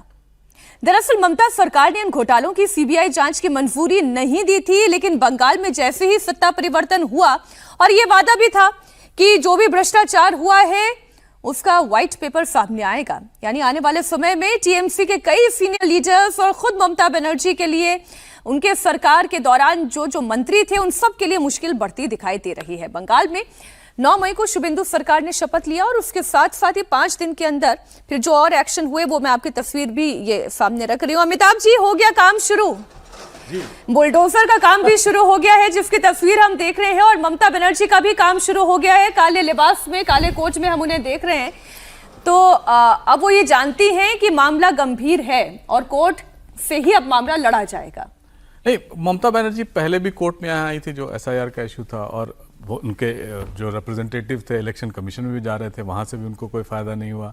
यहाँ भी वो दिखते रहना चाहती हैं पब्लिक में आके, एक जनता ने मैंडेट दिया उसका तो सम्मान करती ही हैं वो, लेकिन जो उनकी अपनी कानूनी लड़ाई है जिनमें उनको लगता है कि शायद उनको पीछे, वो तो लड़ेंगे ही। और रही बुलडोजर की बात, तो वो तो बड़ा एक सिंबॉलिक है, बिहार में भी बुलडोजर आजकल चलने लगे हैं, तो शायद बीजेपी के जितने मुख्यमंत्री होते हैं उनको शायद बुलडोजर से ज्यादा प्यार है, इसलिए वो उस तरह की चीजें दिखाते रहते हैं। और इस चीज से होगा क्या, ये ऑप्टिकल वैल्यू, ममता बनर्जी का आप देखेंगे कि ऑप्टिकल वैल्यू बहुत इंपॉर्टेंट है उनके पूरे डायनेमिक्स में, चाहे वो हवाई चप्पल हो या सफेद साड़ी हो या अब काला कोट पहन के जा रही, तो वो अपने लोगों को, जो भी उनके सपोर्टर्स हैं, उनको दिखाना चाहती हैं कि वो एक्टिव हैं। लेकिन जो शुभेंदु अधिकारी जो कह रहे हैं कि ये जो 3 चीज आपने मेंशन किया, अगर वो करते हैं तो वो जो प्रधानमंत्री मोदी ने कहा था ना कि बदलाव चाहिए, बदला नहीं, कहीं ये उल्टा ना हो जाए। और वो अमेरिका में हुआ था, हमने सुना था 1945 के बाद, मैकार्थिज्म कहते थे उसको, कि जितने भी कम्युनिस्ट होते थे वहां को उनको जबरदस्ती जो है सो किसी न किसी आरोप में बंद कर दिया लेकिन जाता था। सर, कहीं वो ऐसा बंगाल में फाइल खोलना ये बदला कैसे हो सकता है? नहीं, भ्रष्टाचार की फाइल खुले, भ्रष्टाचार पहले भी था और ये प्रूवन भी था, चाहे नारदा हो चाहे शारदा हो, वो तो प्रूवन था ही। लेकिन कहने का मतलब है ये बदले की भावना से स्पेसिफिक लोगों को टारगेट करके अगर किया जाएगा तो मुझे लगता है ये मैंडेट के खिलाफ जाना चाहिए। और अभी भी इन्होंने शुरू कर ही दिया है, जैसे अभी उनके एक जो सुजीत बासु हैं उनको अरेस्ट किया गया है, उन पर ईडी की रेड पड़ी थी इलेक्शन के बाद। तो ये सारी चीजें चलेंगी कि किसी भी तरह, आखिरकार जब बंगाल में सरकार बदली है तो जो व्यवस्था है वो भी बदलने की कोशिश की जाएगी। और जितनी सरकारी तंत्र है जिसका पहले मुख्यमंत्री ममता बनर्जी ने इस्तेमाल किया था, अब इनके हाथों में, इनके हाथ में तो और मैं तो इस तस्वीर को देखकर इस लिहाज से आकर्षित होती हूं कि जो तैयारी उनकी होती है, ममता बनर्जी की, समीर जी, जो तेवर उनका होता है, अब चाहे चुनाव जीतें, चुनाव हारें, चाहे सड़क पर लड़ें, चाहे कोर्ट में लड़ें, विपक्ष को ये सीख लेनी चाहिए कि केवल ईवीएम को दोष देने से काम नहीं चलेगा। आपको लड़ाई तो लड़ते रहना पड़ेगा और लड़ते हुए दिखना भी पड़ेगा। देखिए, भले ही ममता बनर्जी अभी कह रही कि मैं सड़कों पर लड़ाई लड़ूंगी, अभी कोर्ट में वो काला कोट पहन के गई है, लेकिन ममता बनर्जी की प्राथमिकता ये होनी चाहिए थी कि अभी जो उनके 80 एमएलए जीत कर आए, विधायक दल की बैठक बुलाती और विपक्ष का नेता कौन होगा वो ये तय कर देती। फिलहाल तो अभी ममता जी ने विपक्ष के नेता कौन होगा ये अभी तय नहीं किया है, लेकिन ये शुभेंदु अधिकारी या भारतीय जनता पार्टी को जो मैंडेट मिला है, भारतीय जनता पार्टी को, ये भ्रष्टाचार, ममता बनर्जी के भ्रष्टाचार के खिलाफ मिला है। जो भ्रष्टाचार ममता बनर्जी के राज में हो रहा था, जो टोल वसूली ममता बनर्जी की हो रही थी, जो कट मनी ममता बनर्जी के शासन में चल रही थी, और पहले कम्युनिस्टों के 32 साल में और बाद में ममता बनर्जी के 15 साल में जो बंगाल में लूट तंत्र चला, उसके खिलाफ जनता ने त्रस्त होकर भारतीय जनता पार्टी को इतना बड़ा मैंडेट दिया है कि अब कम से कम भारतीय जनता पार्टी आएगी तो भ्रष्टाचार पे, अपराध पे लगाम लगेगा। तो मुझे लगता है कि शुभेंदु अधिकारी ने पहले ही कैबिनेट में बता दिया है कि भाई अब भ्रष्टाचार को लेकर किसी तरह का वो नहीं होगा, जीरो टॉलरेंस आएगा। और अब सत्ता परिवर्तन हुए तो कामकाज के तरीकों को बदलना होगा, जो उन्होंने कलेक्टर, डीएम, एसपी सबसे कहा है। और मैं उम्मीद कर रहा था कि पहली बैठक में शुभेंदु शायद यूजीसी को लेकर घोषणा कर देंगे। मुझे लगता है वो सेकंड, हाँ, यूनिफॉर्म सिविल कोड को लेकर घोषणा कर देंगे, और शायद वो चूक गए, सेकंड बैठक के लिए उन्होंने रखा होगा। हेमंता ने तो पहली बैठक में किया, अगर पहली बैठक में करते तो उसका भी और अच्छा मैसेज जाता। उन्होंने तमाम घोषणाएं, आयुष्मान भारत को लेकर पहली बैठक में उन्होंने घोषणा की और तमाम सीबीआई जांच की उन्होंने सिफारिश की है। तो मुझे लग रहा है कि हो सकता है कि आने वाले दिनों में वो यूनिफॉर्म सिविल कोड को लेकर भी घोषणा कर दे, लेकिन ये बता रहा है कि अब वो कानून का राज है और मुझे लगता है जो भ्रष्टाचार जो तला है उसकी जांच होना चाहिए। अच्छा, बंगाल में मुख्यमंत्री शुभेंदु अधिकारी हैं, विपक्ष में कौन बैठेगा नेता वो अभी तक तय नहीं हो पाया है। और शुभेंदु अधिकारी भवानीपुर से विधायक रहेंगे या नंदीग्राम से, इससे लेकर अब तस्वीर साफ हो गई है। शुभेंदु अधिकारी ने ऐलान किया है कि वो भवानीपुर से विधायक रहेंगे और नंदीग्राम सीट छोड़ेंगे। आपको जानकारी दे दें कि शुभेंदु अधिकारी ने इस बार भवानीपुर में ममता बनर्जी को हराया था, जबकि पिछली बार नंदीग्राम से मात दी थी। शुभेंदु ने भवानीपुर सीट इसलिए रखी क्योंकि वो नहीं चाहते कि ममता को उपचुनाव लड़ने का भी मौका मिले। तो अब ये तो होना ही था विजय जी, इसमें तो कोई आश्चर्य की बात नहीं है। पहले से ये चर्चा चल रही थी कि वो भवानीपुर अपने पास रखेंगे और नंदीग्राम की सीट वो छोड़ेंगे। जाहिर है ऐसा ही होना था, क्योंकि एक राजनीतिक फैसले के तौर पे नंदीग्राम तो उनका घर भी है एक तरह से। तो मोदी जी ने बड़ौदा छोड़ दी थी, बड़ौदा छोड़ दिया, वाराणसी रखी थी। हाँ, तो यहाँ पर तो ये था कि, और इससे भारतीय जनता पार्टी के लिए एक और गढ़ मिल गया ना, ममता बनर्जी को वहां से आउट करने के लिए। इससे बेहतर तरीका क्या हो सकता है? यदि भवानीपुर छोड़ देते ममता जी, फिर वहां आ जाती। नंदीग्राम वो आ नहीं सकती हैं क्योंकि उनका नहीं, ममता जी ने तो मना कर दिया, पूछा था ममता जी ने, तो कहा था मैं उपचुनाव नहीं लड़ूंगी। नहीं, चुनाव नहीं लड़ेगी, लड़ती नहीं इस बार, यदि वो छोड़ देती तो टीएमसी उस पर पॉलिटिकल करती थी, लेकिन छोड़ गई है इसको, इसलिए भवानीपुर रखना वहां पर ठीक था मेरे हिसाब से, उसमें कोई आपत्ति भी नहीं, और जो उनकी पसंद है वो काम कर रहे हैं। लेकिन अभी बार बार बात चर्चा हो रही है, क्या कह रहे हैं आप, भ्रष्टाचार को लेकर।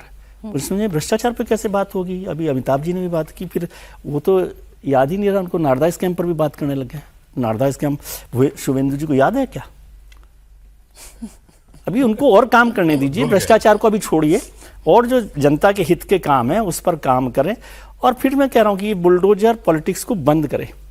वैसे भी सुप्रीम कोर्ट ने भी उस पर रोक लगाया, मैं तो वैसे भी उसको हमेशा विरोध करता हूं। ये बुलडोजर पॉलिटिक्स देश को कहीं आगे नहीं ले जाने वाली, और भारतीय जनता पार्टी के लिए भी नुकसान होगा। गुंडों के खिलाफ, जो कटमनी वाले लोग हैं उनके खिलाफ कार्रवाई करे, लड़ाई लड़े। और बंगाल की शक्ल, बंगाल का सबसे बड़ा काम है इंडस्ट्रियलाइजेशन को लाना, जो पिछले 30 साल से कोलकाता पीछे चला गया, 30-40 साल से, उस पर काम करेगी भारतीय जनता पार्टी, तो अगले 30 साल तक वहां रह सकती है। ये बुलडोजर पॉलिटिक्स जो है, विजय जी, सर अभी तो कहानी शुरू हुई है सर, मुझे एक ब्रेक के लिए रुकना है। एक लाइन ही। हाँ। देखिए, इंडस्ट्रियलाइजेशन तो तभी आएगा ना जब जमीन समतल भी होगी। यदि गुंडागर्दी बंद नहीं होगी तो कौन इंडस्ट्री लगाने आएगा? लालू के समय कोई इंडस्ट्री लगाने आता था क्या? नीतीश के समय कोई इंडस्ट्री लगाने आया क्या? नहीं आया ना। इसलिए क्योंकि बिहार के अंदर जो कल्चर है उसमें कोई भी इंडस्ट्रियलिस्ट वहां जाने से पहले 5 बार सोचता है। मैं आपके साथ हूं इस मुद्दे पर। बात होगी राहुल गांधी की, जिनकी विदेश यात्रा को लेकर आज भारतीय जनता पार्टी ने प्रेस कॉन्फ्रेंस की। बीजेपी ने आज बताया कि राहुल गांधी पिछले 22 सालों में कितनी बार विदेश दौरे पर गए, कितने देशों में उन्होंने कितने पैसे खर्च किए। अब सवाल उन्होंने ये पूछा कि फंडिंग किसने की। बीजेपी की ओर से राष्ट्रीय प्रवक्ता संबित पात्रा ने प्रेस कॉन्फ्रेंस की। बीजेपी ने दावा किया कि राहुल गांधी ने पिछले 22 सालों में, यानी कि साल 2004 से लेकर 2026 तक 54 विदेश यात्राएं की, जिस पर 60 करोड़ रुपए का खर्च आया। पर सवाल यह है कि जब उनकी इनकम ही 11 करोड़ की है तो फिर 60 करोड़ का विदेश दौरा हुआ कैसे और इसकी फंडिंग किसने की। बीजेपी ने दावा किया कि राहुल गांधी ने Italy, Britain, America, Germany, Vietnam, Singapore, Bahrain, Maldives, Qatar और यूएई जैसे देशों में कुल 54 विदेश यात्राएं की हैं। बीजेपी का दावा यह है कि इन यात्राओं से जुड़े हुए कई रिकॉर्ड तो सार्वजनिक रूप से उपलब्ध हैं, जिनमें प्रेस कार्यक्रम, होस्ट पेज, संसदीय अनुपस्थिति रिकॉर्ड और फोटो सबूत हैं। सवाल तो इन यात्राओं की फंडिंग को लेकर है। देश की जनता को यह जानने का अधिकार है कि इन विदेश दौरों का खर्च किसने उठाया और इन यात्राओं का मकसद क्या था।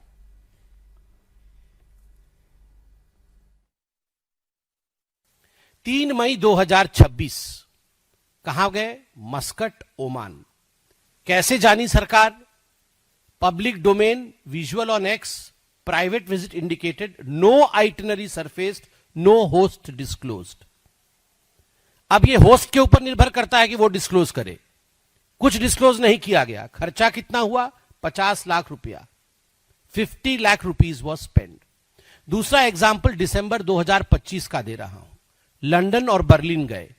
Indian overseas Congress IOC Berlin progressive alliance, ये स्कॉल्स लंच भी हुआ और एक हट्टी स्कूल था, वहां भी उनका कार्यक्रम हुआ। ये ऑन रिकॉर्ड है। ऑन रिकॉर्ड 1.4 करोड़ खर्चा हुआ। अब हम आते हैं दूसरे पेज पे, बहुत सारे हैं, मैं सब में नहीं जा रहा हूं। सितंबर अक्टूबर 2025 लैटिन अमेरिका। लैटिन अमेरिका में 19 रातें, 4 long haul legs, security aides लेके गए थे, इवेंट सपोर्ट, कुल मिला के खर्चा 5.5 करोड़ रुपया ऑन रिकॉर्ड। किसने दिया? कोई स्टेटमेंट नहीं। सितंबर 2025 खर्चा कम हुआ है। कम मतलब 45 लाख रुपए, मैं बाकी कंपैरिजन में कम कह रहा हूं। 45 लाख रुपए खर्चा हुआ है, मगर सितंबर 2025 अनडिक्लेयर्ड है। डिक्लेयर कहीं नहीं किया गया है, चुपके से चले गए हैं। सीआरपीएफ ने लेटर लिखा है और उस लेटर में लिखा है कि secret trip. Secret trip, what is a secret trip?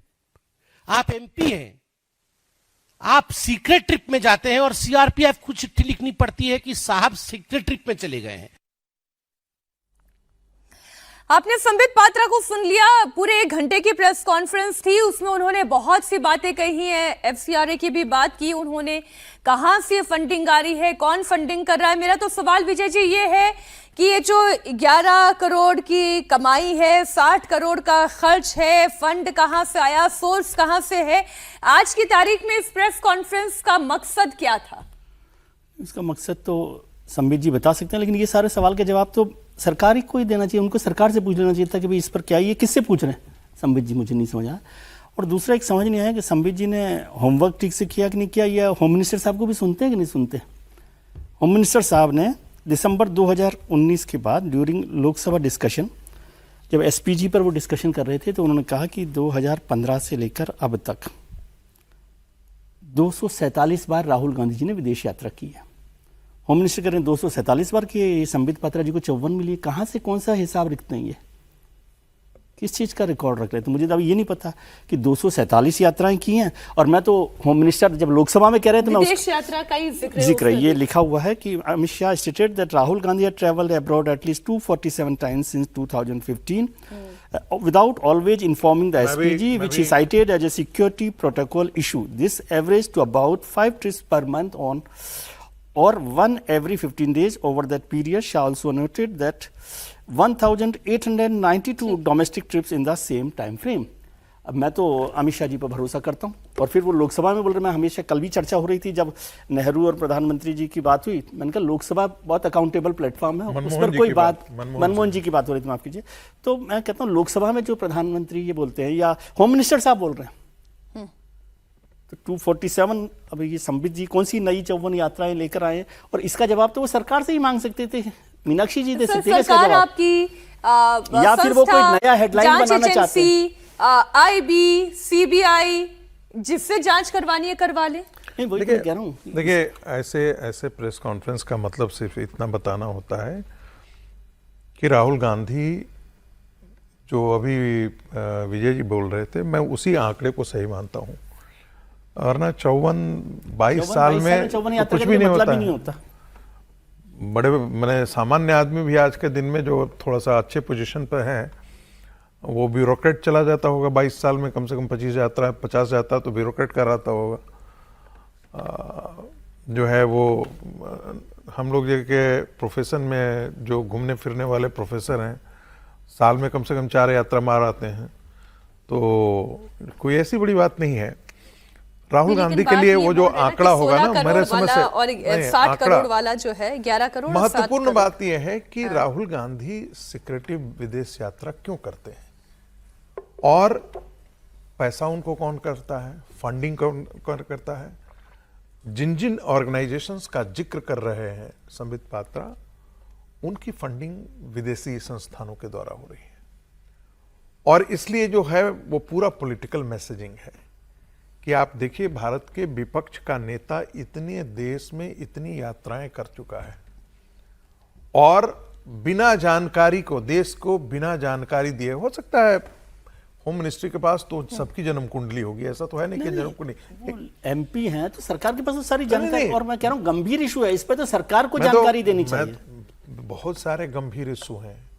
2 passport Rahul Gandhi का गंभीर इशू है, दूसरा आदमी का होता तो अब कब तक जेल के चला गया होता। तो आप सरकार को कमजोर मान रहे हैं क्या?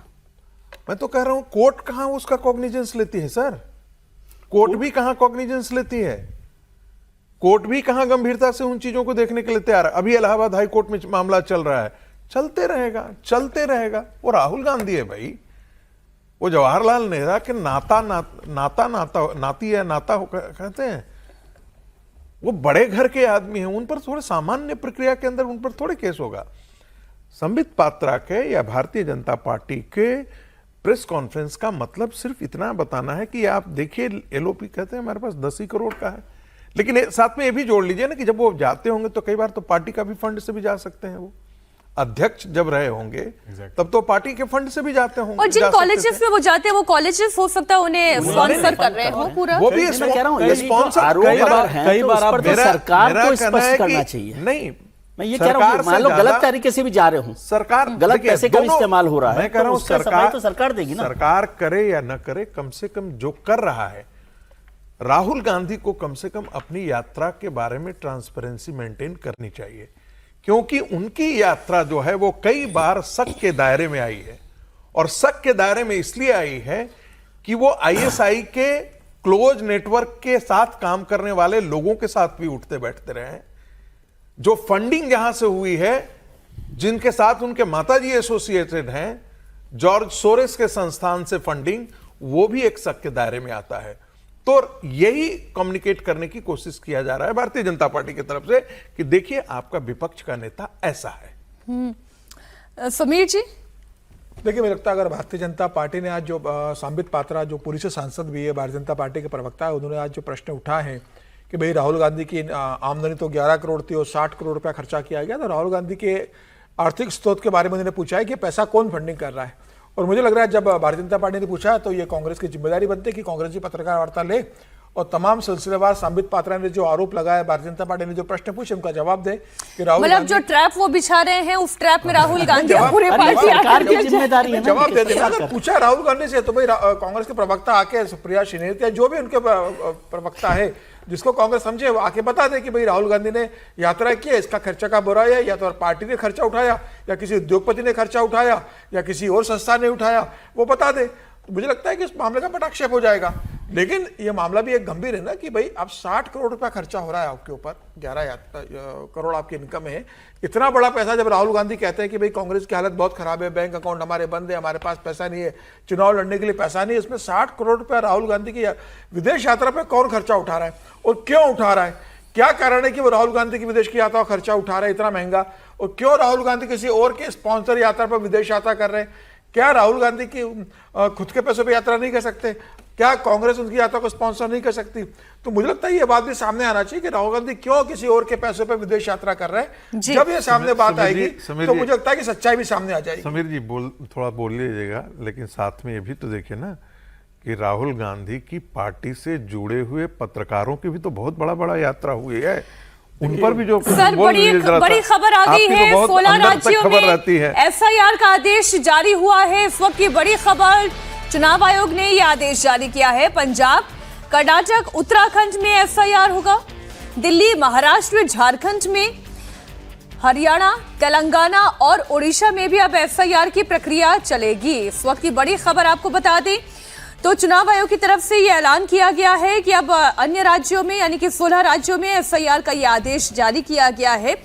एफआईआर का टाइम फ्रेम क्या होगा, कब से लेकर कब तक होगा, क्योंकि आप जानते हैं कि उत्तराखंड है, दिल्ली है, महाराष्ट्र तो बड़ा राज्य है। हमारे सहयोगी शोएब रफा इस वक्त जुड़ गए हैं। शोएब, क्या कोई समय सीमा जारी की गई है? कौन से राज्यों में कितने दिनों में एफआईआर की प्रक्रिया पूरी की जाएगी?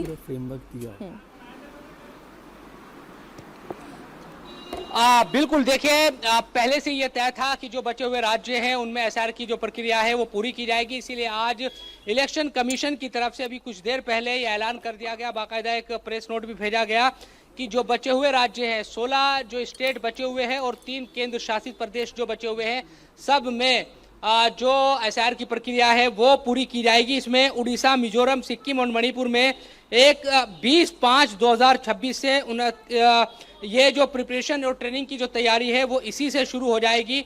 और फिर उसके बाद जो क्वालिफाइंग है डेट वो 1/7/2026, अलग अलग डेट इसमें दी गई है। और उसके अलावा उड़ीसा के अलावा उत्तराखंड में भी इसी तरह से जो 29/5/2026 यानी कुछ दिनों के बाद ही जो पूरा जो प्रोसेस है वो शुरू हो जाएगा। उत्तराखंड में भी अगले साल चुनाव होने हैं। इसके अलावा आंध्र प्रदेश, अरुणाचल प्रदेश, हरियाणा, चंडीगढ़, इसमें भी 5/6/2026 से जो प्रक्रिया है उसकी शुरुआत की बात कही गई है। तेलंगाना, कर्नाटका, मेघालय, महाराष्ट्र, झारखंड, दिल्ली, तमाम जो राज्य हैं इन तमाम को लेकर चुनाव आयोग की तरफ से ऐलान कर दिया गया है कि सभी राज्यों में जो प्रक्रिया है वो पूरी की जाएगी। इसके अलावा 3 जो राज्य है यूटी है, उनमें चूंकि जो जनगणना है उसका जो फेज 2 है वो पूरा होने के बाद जो ऊपरी इलाके हैं, क्योंकि वहां पर काफी बर्फ पड़ती है, इसलिए उसका जो एसआईआर का शेड्यूल है थोड़े दिनों के बाद घोषित किया जाएगा। लेकिन ये बड़ी खबर इस लिहाज से जिन जिन राज्यों में चुनाव होने हैं, चाहे वो पंजाब हो, उत्तराखंड हो और आगे, क्योंकि उत्तर प्रदेश में पहले से ही हो चुका है, तो बचे हुए जो राज्य हैं 16 राज्य और केंद्र शासित प्रदेश जो सूची बची थी उन सभी में एसआईआर की प्रक्रिया पूरी की जाएगी। हमने बंगाल में देखा, हमने बिहार में देखा और तमाम दूसरे राज्य जहां पर चुनाव हुए उसको लेकर विपक्ष सवाल उठाता रहा, तमाम बातें होती रही, लेकिन एसआईआर की प्रक्रिया पूरी भी हुई, चुनाव भी हुए और अब नतीजे आ गए, सरकार भी वहां पर बन गई है।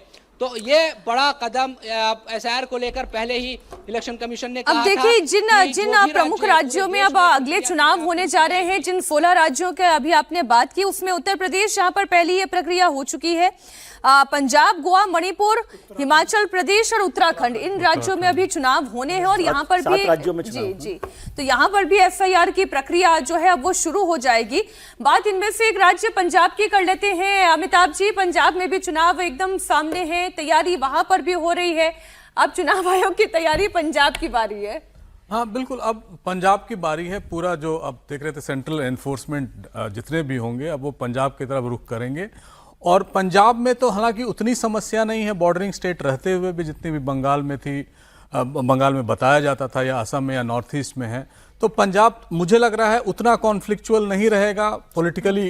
लेकिन एक बात तो है कि एसआईआर की प्रक्रिया जो थी उससे जो उपजे विवाद थे खासकर, उसको अभी तक एड्रेस किया नहीं गया। अभी तक 27 लाख लोग डिसएनफ्रेंचाइज्ड हैं बंगाल में।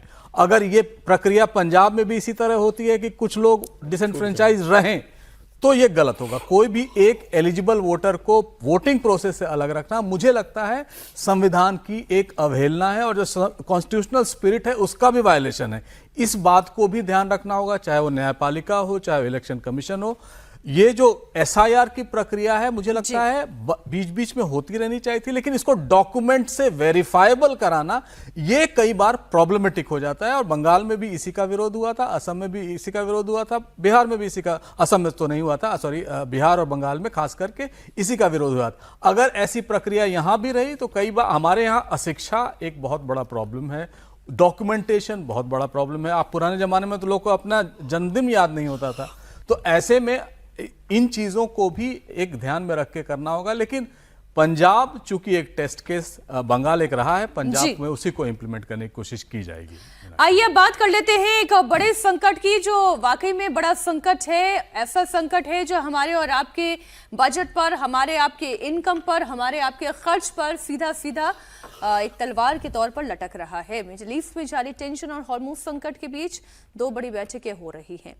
ईरान के विदेश मंत्री अब्बास अरागची भारत दौरे पर हैं और अमेरिका के राष्ट्रपति चीन के दौरे पर हैं। बीजिंग में ट्रंप और जिनपिंग की मुलाकात हुई और दोनों नेताओं के बीच लंबी बातचीत हुई। दूसरी तरफ ईरान के विदेश मंत्री 3 दिन के भारत दौरे पर नई दिल्ली में हैं। विदेश मंत्री एस जयशंकर से द्विपक्षीय मुलाकात होनी है। इस वक्त ब्रिक्स देशों के विदेश मंत्रियों की बैठक हो रही है, जिसमें रूस, चीन के विदेश मंत्री भी हिस्सा ले रहे हैं। ईरान भी ब्रिक्स का मेंबर है। ऐसे में ईरान के विदेश मंत्री अब्बास अरागची भी इस मीटिंग में शामिल हैं। मिडिल ईस्ट की जंग के बाद ईरानी विदेश मंत्री का यह पहला दौरा है और युद्ध संकट के बीच पहली बार यूएई और ईरान के लीडर एक साथ एक मंच पर दिखाई दे रहे हैं। तो अब बड़ी बात यह है कि एक जो चर्चा रागी जी लंबे समय से चल रही थी कि भाई पाकिस्तान मध्यस्थ की भूमिका में है, पाकिस्तान जो है वो ये युद्ध खत्म करवा सकता है, पर असलियत यह है कि जो अभी चीन के राष्ट्रपति और अमेरिका के राष्ट्रपति के बीच की मुलाकात हो रही है और इधर ब्रिक्स समिट के लिए इतने बड़े नेताओं का जो जमावड़ा भारतीय सरजमी पर हो रहा है, धुरी यहां से निकलेगी, समाधान यहां से निकलेगा। देखिए, ईरान के विदेश मंत्री ने उनका एक बयान छपा है आज के अखबार में और कल से छप रहा है कि भारत यदि पश्चिमी एशिया में और मिडिल ईस्ट के अंदर यदि कोई ऐसा समाधान के लिए कोई इनिशिएटिव लेता है तो ईरान उसका समर्थन करेगा।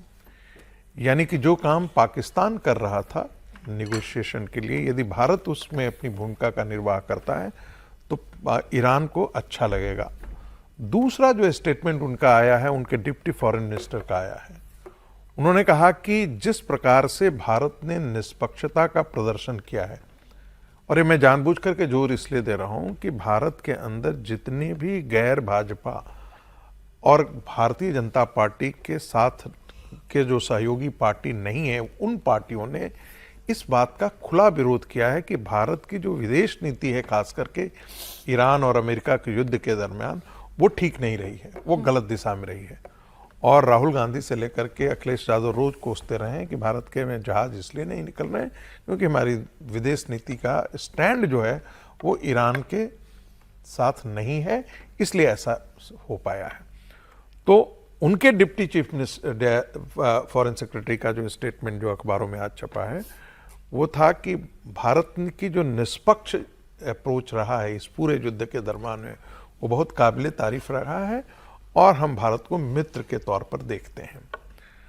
अब उसका असर जो है वो हार्मुज से जहाज निकलने में तो ऐसा नहीं दिखाई दिया है, हालांकि 2 जहाज निकला है, पैसे दे करके निकला है या नहीं दे करके निकला है, भारत सरकार कहती है पैसे हमने 1 पैसे भी नहीं लिया, लेकिन 2 जहाज जो है वो इधर निकल करके आए हैं, हार्मुज क्रॉस करके भारत में आ रहा है।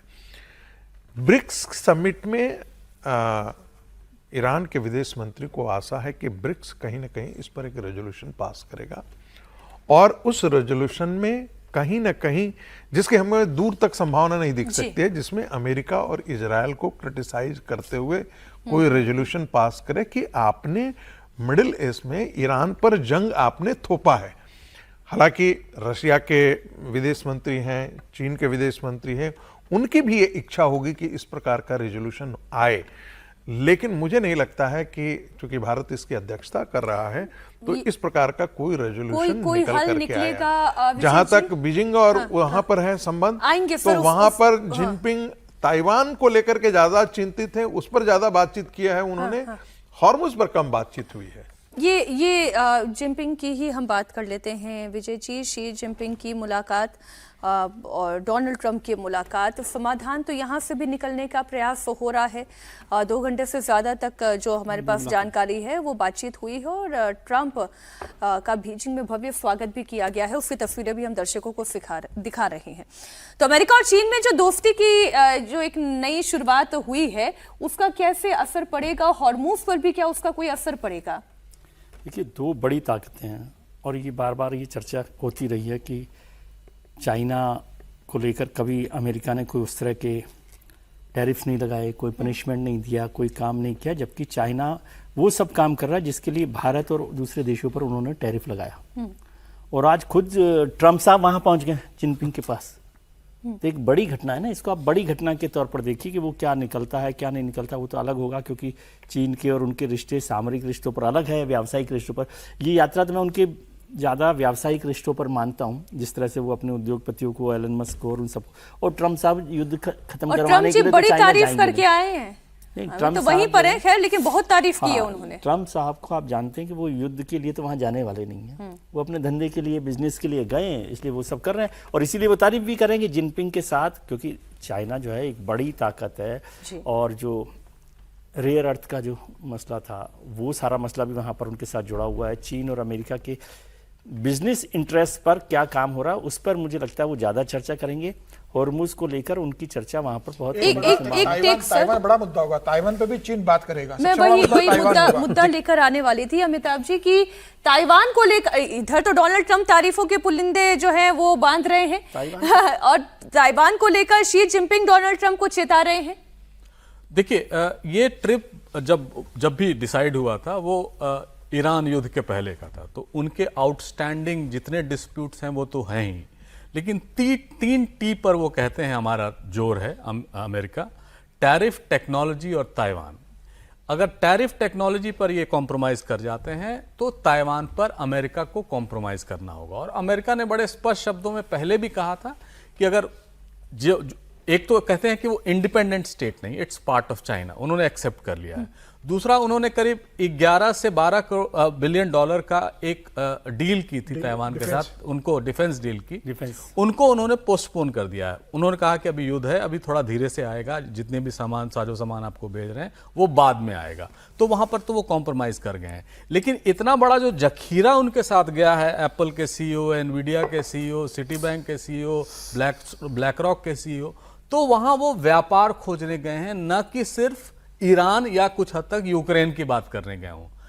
एक जाहिर सी बात है कि ईरान पे बात होगी, और ट्रंप साहब ने खुद ने कहा we'll have a long talk on it, और यही बात मार्को रूबियो ने कहा। लेकिन उन्होंने कहा कि हम उनको अवगत कराएंगे, उनसे हम अपना डिसीजन नहीं बदलने वाले। लेकिन ये एक जानकारी बड़ी इंटरेस्टिंग है कि बातचीत तो करने गए हैं, लेकिन कितना अविश्वास है दोनों देशों के बीच कि डोनाल्ड ट्रंप के साथ जितने अधिकारी गए हैं, जितने बड़े चेहरे गए हैं, अपना मोबाइल और लैपटॉप लेकर नहीं गए हैं, क्योंकि उन्हें डर है कि लेकर जाएंगे तो सब कुछ ट्रेस हो जाएगा।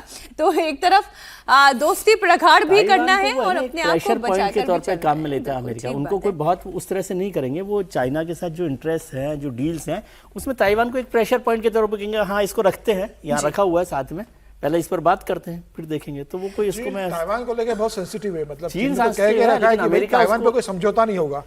तो मुझे लगता है इस बातचीत में ताइवान को लेकर जरूर शी जिनपिंग अपने जो चाइना का जो स्टैंड होगा वो क्लियर कर देंगे कि भाई व्यापार अपनी जगह, डील अपनी जगह, वो सब होगी, लेकिन ताइवान को लेकर हमारा रुख बहुत क्लियर है और उसको लेकर भी अमेरिका को विचार करना चाहिए। और मुझे लगता है जो बैठक हो रही है जिस तरह से ट्रंप और शी जिनपिंग की, ताइवान को भी बहुत चिंता हो रही है कि ट्रंप जिस तरह के व्यक्ति है, क्या वो बिक जाएंगे, मतलब मोटा बिजनेस मिल रहा होगा, वो कहते हैं ठीक है यार ताइवान तुम ले लो, मैंने वेनेजुएला ले लिया है, वो स्टेट ऑफ हॉर्मुज में पार्टनरशिप कर लूंगा। मिडिल ईस्ट टेंशन और हॉर्मुज संकट का असर पूरी दुनिया पर नजर आ रहा है।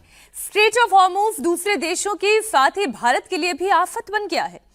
पूरी दुनिया में तेल का संकट खड़ा हो गया है। प्रधानमंत्री मोदी भी देशवासियों से पेट्रोल और डीजल के कम इस्तेमाल की अपील कर चुके हैं। पेट्रोल और डीजल का इंपैक्ट अब इकोनॉमी पर दिखने लगा है। अप्रैल में थोक महंगाई दर दोगुने से ज्यादा बढ़कर 8.30% पर आ गई। मार्च में ये 3.88% पर थी। अप्रैल में महंगाई 42 महीने में सबसे ज्यादा है। अक्टूबर 2022 में ये 8.39% पर थी। और सोने चांदी के बाद तो अब दूध भी महंगा हो गया। आज सुबह आपको भी खबर मिली गई होगी। मदर डेयरी हो, अमूल हो, सब 2-2 रुपए प्रति लीटर महंगे हो गए हैं। और दूध के साथ ही मुंबई में सीएनजी भी महंगी हो गई है। सीएनजी के दाम बढ़ने से सफर महंगा हो गया है। संकट काल के बीच मोदी सरकार ने अब चीनी के एक्सपोर्ट पर बैन लगाया है। यह बैन सितंबर तक रहेगा ताकि चीनी की कीमतों में इजाफा ना हो, क्योंकि हर घर की जरूरत चीनी है। इसके पीछे जो कारण है वो भी आपको बता दें। एल नीनो की वजह से इस साल चीनी के उत्पादन पर असर पड़ सकता है। ऐसे में सप्लाई चेन ब्रेक ना हो, इसके लिए सरकार ने पहले से ही ये कदम उठाया कि दूसरे देशों में चीनी भेजने पर ही रोक लगा दी। और आप ये जानते ही हैं कि ब्राजील के बाद भारत दुनिया में चीनी का सबसे बड़ा एक्सपोर्टर है। तो अब सवाल यह है कि भाई हो क्या रहा है, कितनी महंगाई है। अब मोदी जी अपील तो कर रहे हैं, लेकिन महंगाई आ चुकी है, हमारे घर तक पहुंच चुकी है। पेट्रोल और डीजल के दामों पर किसी तरीके से एक ब्रेक लगाकर रखा गया है, लेकिन सीएनजी का दाम बढ़ गया है। तो शुरुआत करते हैं और इस पर अमिताभ जी, पहली बात तो यही है कि अब वो दिन लद गए कि जब हम ये कह रहे थे कि युद्ध जो है वो खाड़ी में चल रहा है, इसका असर आते आते आएगा। असर किसी तरीके से रोका गया है, लेकिन अब आ चुका है। दूध महंगा हो गया है, चीनी के एक्सपोर्ट पर बैन लग गया है, सीएनजी महंगी हो गई है, और अभी तो पेट्रोल डीजल भी महंगा होने की स्थिति में कभी भी पहुंच सकता है। देखिए, अब ये भूमिका बनाई जा रही है धीरे धीरे कि तेल और गैस के दाम बढ़ें। और ये ऐसा नहीं है कि आज हुआ था। 28 फरवरी को जब ईरान अमेरिका युद्ध शुरू हुआ था, तब से ही लोगों को लगने लगा था। हम डिस्कशन भी करते थे यहाँ कि अब महंगाई बढ़ेगी, तेल के दाम बढ़ेंगे। और जब तेल और गैस और डीजल के दाम बढ़ते हैं तो हर उपभोक्ता, हर नागरिक को उसका असर पड़ता है, और उसके बाद कोई लॉजिक काम नहीं करता है। सरकार ये जानती थी, लेकिन किसी तरह हमने, चूंकि ये 4 मई आना था, इसलिए उसको रोका गया था। और ये भी बता दें कि ऑयल कंपनियों ने 2022 से 2026 के बीच कम से कम 1,50,000 करोड़ से 1,75,000 करोड़ का मुनाफा किया था, जिसका कुशन अब तक हमको 3 महीने तक मिलता आया था। अब जो वो बता रहे हैं कि पेट्रोल पे 10 रुपए शायद और डीजल पे 25 रुपए, जितना भी वो बता रहे हैं कि हम उस पर नुकसान भर रहे हैं, वो नुकसान अब वो भरने की स्थिति में नहीं है, क्योंकि ऑलरेडी जो 3 महीने का जो कुशन था वो हम यूज कर चुके हैं। तो अब उपभोक्ताओं के लिए, नागरिकों के लिए ये एक तरह का शिगुफा छेड़ा गया है कि राष्ट्रभक्ति के लिए, देश सेवा के लिए आप विदेश यात्रा ना करें, आप सोने चांदी कम खरीदें। और लेकिन अब ये समय आ गया है जब तेल और गैस के दाम और डीजल के दाम बढ़ने वाले हैं और उसके रिजल्टेंट इन्फ्लेशन भी बढ़ेगा। यही नहीं, दुनिया में जहां इन्फ्लेशन सबसे कम होता है वेस्टर्न कंट्रीज में, अमेरिका में भी लगभग 4% के लगभग इन्फ्लेशन आ गया है। तेल और गैस के दाम वहां भी बढ़े हैं, $3 थे, $4.5 पर बैरल हो गया है। तो अब भारत इससे रुक नहीं सकता है। थाईलैंड के जैसे देश तो कहते हैं कि टी-शर्ट पहन के आप चलिए क्योंकि आपको एयर कंडीशनर यूज नहीं करना पड़ेगा, लिफ्ट का इस्तेमाल कम कीजिए। तो वैसी स्थिति अब भारत में भी आने लगी है, हमको उस कमर कसना होगा। अब वो सरकार पे डिपेंड करता है कितने दिन सर तक। डर कितना बड़ा है उसका एक उदाहरण विजय जी मैं दर्शकों के सामने और आपके सामने भी रख रही हूँ। डर इतना बड़ा है कि आज जब अपने सोसाइटी से ऑफिस आने के लिए निकली तो एक बुजुर्ग महिला ने मुझे रोक कर ये पूछ लिया कि बेटा आपको तो सब पता होगा, ये बता दीजिए कि क्या बहुत स्थिति खराब हो गई। तो मैंने कहा बहुत स्थिति खराब होने की तो अभी नहीं आई है, लेकिन हाँ अगर युद्ध नहीं रुकता है, तेल की आपूर्ति ऐसे ही बाधित रहती है, फर्टिलाइजर महंगा होता है, तो फिर उपजाने से लेकर उसके ट्रांसपोर्टेशन से लेकर आपके घर तक पहुंचने तक फिर सारी चीजें महंगी हो जाएगी। तो महंगाई के लिए आप तैयार रहे। तो ये डर अब लोगों के अंदर दिखने लगा है। नहीं देखिए, जब प्रधानमंत्री जी ने ये बात कही कि जो अपील की कम करने की, वो बहुत सारे लोगों ने कहा ऐसे ही करें, ऐसा नहीं है। वो उस संकट को देख रहे हैं, उस संकट के लिए तैयार आपको कर रहे हैं फर्स्ट स्टेप में। और जैसे अभी प्रोफेसर साहब ने भी कहा कि भाई उससे इस बात की भी तैयारी हो रही है कि जब तेल के दाम बढ़े तो आप इस बात के लिए तैयार रहे कि हाँ ये तो शॉक की तरह से ना आए। और संकट है और ये दुनिया भर में संकट है, इसलिए ये बात बार बार कहना कि नहीं कोई संकट नहीं है। कुछ लोग मंत्री जी भी कह रहे हैं कि नहीं संकट कोई नहीं है हमारे पास। डिलीवरेबल्स का संकट अभी भारत में नहीं है कि आपको पेट्रोल मिल रहा है, गैस मिल रही है और सब चीजें मिल रही है, लेकिन ये संकट नहीं रहेगा और दाम नहीं बढ़ेंगे इसकी गारंटी नहीं है। उस पर होना चाहिए और सारे काम वहां पर होना चाहिए। और मैं समझता हूँ प्रधानमंत्री जी ने जो अपील की उसमें 2 चीज़ों पर बहुत महत्वपूर्ण, एक गोल्ड और एक विदेश यात्रा है। ये दोनों जो काम है वो अनप्रोडक्टिव एक्सपेंसेस है, हमारे लग्जरी में आते हैं। तेल जो है वो प्रोडक्टिव एक्सपेंसेस है, मतलब तेल का कुछ ना कुछ तो काम आ ही रहा है ना, रह नहीं सकते ना, उसके बिना नहीं रह नहीं। प्रोडक्शन में भी, इंडस्ट्रीज में भी, बिजनेस में भी, काम में भी वो काम में आ रहा है। तो कम से कम जो अनप्रोडक्टिव एक्सपेंसेस है उस पर रोक लगाएं। और मेहरबानी करके हम सब लोग वैसे वो वीडियोस दिखाते रहते हैं, उस दिखावे को बंद करवाइए, उससे कोई बचत नहीं होने वाली है। हमारे जो नेता हैं कि वो कोई मोटरसाइकिल पर चल रहे हैं हेलमेट लगा के, हो सकता है आपके पास वीडियो, और उसको कवर करने के लिए 4 वीडियो गाड़ियां चल रही हैं और उसके पीछे 10 गाड़ियां चल रही हैं। उसकी जरूरत नहीं। मेरे मुख्यमंत्री सुरक्षा के लिए हकदार है, उनकी सुरक्षा का भी ध्यान रखा जाए। ये सब बातें होंगी और ये 4 दिन चलेगा, फिर आप वहीं पर आ जाएंगे। और मैंने देखा अभी एक और मित्र का कोई वीडियो भेजा था कि कोई मंत्री जी मेट्रो से यात्रा करने के लिए गए थे, तो पहले वो गाड़ी से काफिले से गए मेट्रो पर, वहां तक आपने वीडियो नहीं चलाया, फिर वो वीडियो मेट्रो का चलाया, फिर वो मेट्रो से उतरेंगे तो वहां से फिर वो गाड़ियां लेकर जाएंगे। तो प्रधानमंत्री की बात को सीरियसली ले वो लोग। नहीं, ये बात मैं आपकी समझ रही हूँ। तो फिर जो आपने कही है वो मैं फिर दर्शकों को दिखा भी देती हूँ। पीएम मोदी की अपील का जो असर दिखाई दे रहा है वो आप देखें। महाराष्ट्र, बिहार, हरियाणा में मुख्यमंत्रियों ने अब अपने अपने काफिले में कटौती की है। पेट्रोल डीजल की कम खपत हो इसके लिए सभी राज्यों के सीएम और मिनिस्टर्स आगे आ रहे हैं और केंद्रीय मंत्रियों ने भी अपने काफिले में कटौती की है। अलग अलग राज्यों से जो बचत की तस्वीर है जिसका जिक्र अभी एक कर रहे थे विजय जी कि महाराष्ट्र के मुख्यमंत्री हैं वो बुलेट की सवारी करते हुए, उसमें भी शायद बाइक उनकी ईवी बाइक है, उसकी सवारी करते हुए दिखाई दे रहे थे। ठीक है, मैसेजिंग के लिए अच्छा है, लेकिन वाकई में हमारे मुख्यमंत्री हैं, हमारे पीएम हैं, उनकी सिक्योरिटी बहुत इंपॉर्टेंट है। प्रधानमंत्री 2 गाड़ियों के साथ निकले, मुझे लगता है कि वो ठीक नहीं है। प्रधानमंत्री को तो पूरा काफिला इस्तेमाल करना चाहिए, वो देश के प्रधानमंत्री और उनकी सुरक्षा सर्वोपरि है।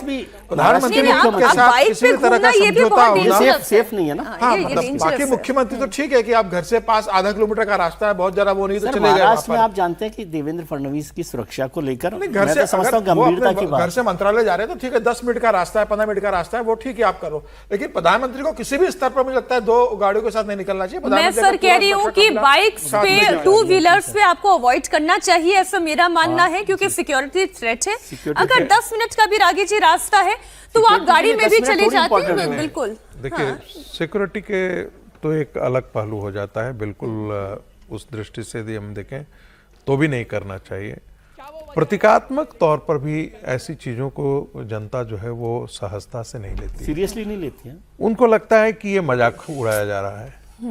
एक दिन तो आप बाइक से चल लेंगे, 2 दिन आप बाइक से जा सकते हैं, अगले दिन आपके पास गाड़ियों का वही काफिला रहेगा, तो लोग यही सवाल पूछेंगे ना, तो ये फिर ड्रामेबाजी और नौटंकी किस बात के लिए थी। सवाल यह है कि आप यदि उसको अपने दैनिक दिनचर्या में, यदि दैनिक जीवन में उसको अपना लेते हैं, सर एक तब तस्वीर तो लोग दिखा उसको दूं, एक तस्वीर दिखा दूं। ये तस्वीर आप देखिए, प्रधानमंत्री नरेंद्र मोदी सभी ब्रिक्स देशों के विदेश मंत्रियों से मुलाकात करते हुए तस्वीर आपके सामने है। और इसमें अभी आप सर्गेई लावरोव को देख रहे हैं, ये उनके जी रशिया से हैं, आप उनको देख रहे हैं। अब्बास अरागची को आपने तस्वीरों में देखा, एक एक करके ब्रिक्स के सभी विदेश मंत्रियों से उनकी मुलाकात की ये तस्वीर है। अब जरूरत तो यही है कि आज जब हम भारत की भी महंगाई की बात कर रहे हैं तो वो महंगाई खत्म की जा सकती है अगर युद्ध खत्म हो जाए, तेल की आपूर्ति हो सकती है अगर युद्ध खत्म हो जाए। देखिए मीनाक्षी, ये तो इस बात पर मुझे लगता है कहानी कुर्सी में सभी लोग इस बात पर सहमत थे, और मुझे लगता है जो कोई भी थोड़ा भी सेंसेबल थोड़ा सा भी होगा वो सहमत होगा कि 4 मई के कारण ही जो है वो, चूंकि चुनाव था और चुनाव में कोई भी पार्टी होती, भारतीय जनता पार्टी छोड़ दीजिए, कांग्रेस पार्टी जो है वो पूरा 3 लाख करोड़ का वो बॉन्ड ही छोड़ करके चली गई थी, जिस पर बाद में भुगतान जो है वो भारतीय जनता पार्टी की सरकार को करना पड़ा था। कोई भी पार्टी होती तो 4 मई का ध्यान जरूर रखती, और भारतीय जनता पार्टी ने भी ध्यान रखा। और ये भी बात सच्चाई थी कि करीब एस्टिमेटेड 30,000 करोड़ पर मंथ जो आपके 3 बड़ी कंपनियां हैं, इंडियन ऑयल, भारत पेट्रोलियम वगैरह, ये 30,000 करोड़ रुपए का पर मंथ का लॉस बियर कर रहे थे। बिल्कुल बिल्कुल। ये कितने देर तक कर रहा? हमारा जो फॉरेन एक्सचेंज था वो डिप्लीट करके शायद 680 बिलियन डॉलर के आसपास चला गया। अब ऐसी स्थिति में आप अपने फॉरेन रिजर्व्स को भी आपको ठीक मेंटेन करना है, तो स्वाभाविक है कि प्रधानमंत्री ने 2 एरिया को टारगेट किया। देखिए, कल भी हम जिक्र कर रहे थे कि भाई ऑयल कंजम्पशन कम हो, लेकिन प्रधानमंत्री ने नहीं कहा कि ऑयल कंजम्पशन कीजिए नहीं। हमारे यहाँ एसयूवी गाड़ियाँ इतनी फर्स्ट क्वार्टरली में इतनी ज़्यादा बिकी हैं, इसका मतलब लोगों के पास पैसे हैं, मार्केट में वो खरीद रहे हैं। और उनसे मैं आकलन कर रहा था कि यदि मान लेते हैं कि 5 रुपए यदि पेट्रोल और डीजल की कीमत में बढ़ जाती है तो हमारे ऊपर कितने 100 लीटर से 150 लीटर हम खर्च करते हैं, तो 750 रुपये 800 रुपये का बजट हम पर बढ़ जाता है। हमारे लिए वो उतना मुश्किल नहीं होता है, लेकिन जो एक छोटा व्यक्ति है जो 10 लीटर या 50 लीटर में, उसके लिए वो बहुत मुश्किल का हो जाता है। 600 रुपया 500 रुपया बढ़ जाना वगैरह। फिर लेकिन सवाल यह है कि आखिर वो बर्डन पड़ता है किस पर? वो हम ही लोगों पर तो आता है। ये अभी तो लग रहा है कि 3 महीने सरकार ने मेंटेन कर लिया, लेकिन वो अल्टीमेटली तो टैक्स पेयर पर ही आता है। डायरेक्ट टैक्स पेयर पर आता है और इनडायरेक्ट टैक्स पेयर पे आता है। इनडायरेक्ट टैक्स भी आप पे करते हैं। तो ऐसी स्थिति में ये तो लाजमी था, जिसे कहते हैं ना, वो एक गाना था, ये तो होना ही था।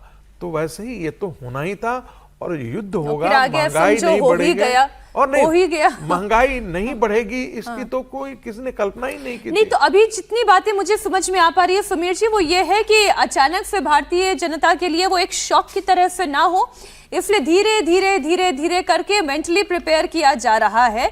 और ये अपील भी उसी के हिस्से है।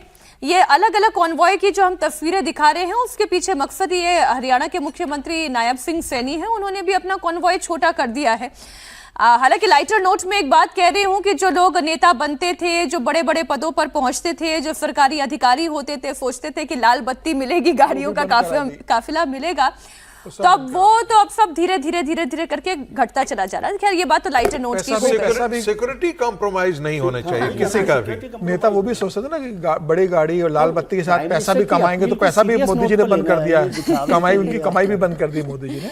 देखिए, निश्चित रूप से प्रधानमंत्री मोदी ने अगर 2 दिन लगातार देश के लोगों से अगर अपील की थी कि भाई आप सोना मत खरीदिए, आप विदेश यात्रा ना करें, वर्क फ्रॉम होम करें, तो ये बता रहा था कि देश संकट की ओर बढ़ रहा है और निश्चित रूप से प्रधानमंत्री इस बात को समझ रहे हैं और वो देश की जनता को सजग और सचेत कर रहे हैं कि भाई आने वाला समय मुश्किल भरा होने वाला है, तो अवश्य आप कटौती शुरू कर दो। हम भी घर में अगर देखते हैं ना कि घर में ऐसा लगता है कि पैसे कम आ रहे हैं, कि भाई कुछ पैसे कम आएगा, तो हम घर में कहते हैं कि भाई थोड़ी कटौती कम करो, इस बार मीठा कम बनाना, ट्रेवल बाहर कम करना, अनावश्यक चीजें खर्च करो, जब पैसा आएगा तब बाकी चीजों पर फोकस करना। मैं आपसे तो मुझे लग रहा है परिवार सरकार के पास इसके अलावा समाधान क्या है? कोई इस पे क्या समाधान है? सरकार यही करेगी, सरकार के पास तो क्या, सरकार टैक्स लगा देगी, जनता से वसूल करेगी, लेकिन प्रधानमंत्री नहीं चाहते कि जनता पे इसका बोझ बढ़े। इससे प्रधानमंत्री जनता से अपील कर रहे हैं कि आप खर्चे कम करोगे, अनावश्यक खर्चे कम नहीं करोगे, आप विदेश यात्रा नहीं जाओगे, आप गोल्ड नहीं खरीदोगे, तो ये देश हित में होगा, आपके हित में होगा। सरकार उतना कम टैक्स लगाएगी, उतना सरकार इससे लड़ने की स्थिति में आ पाएगी।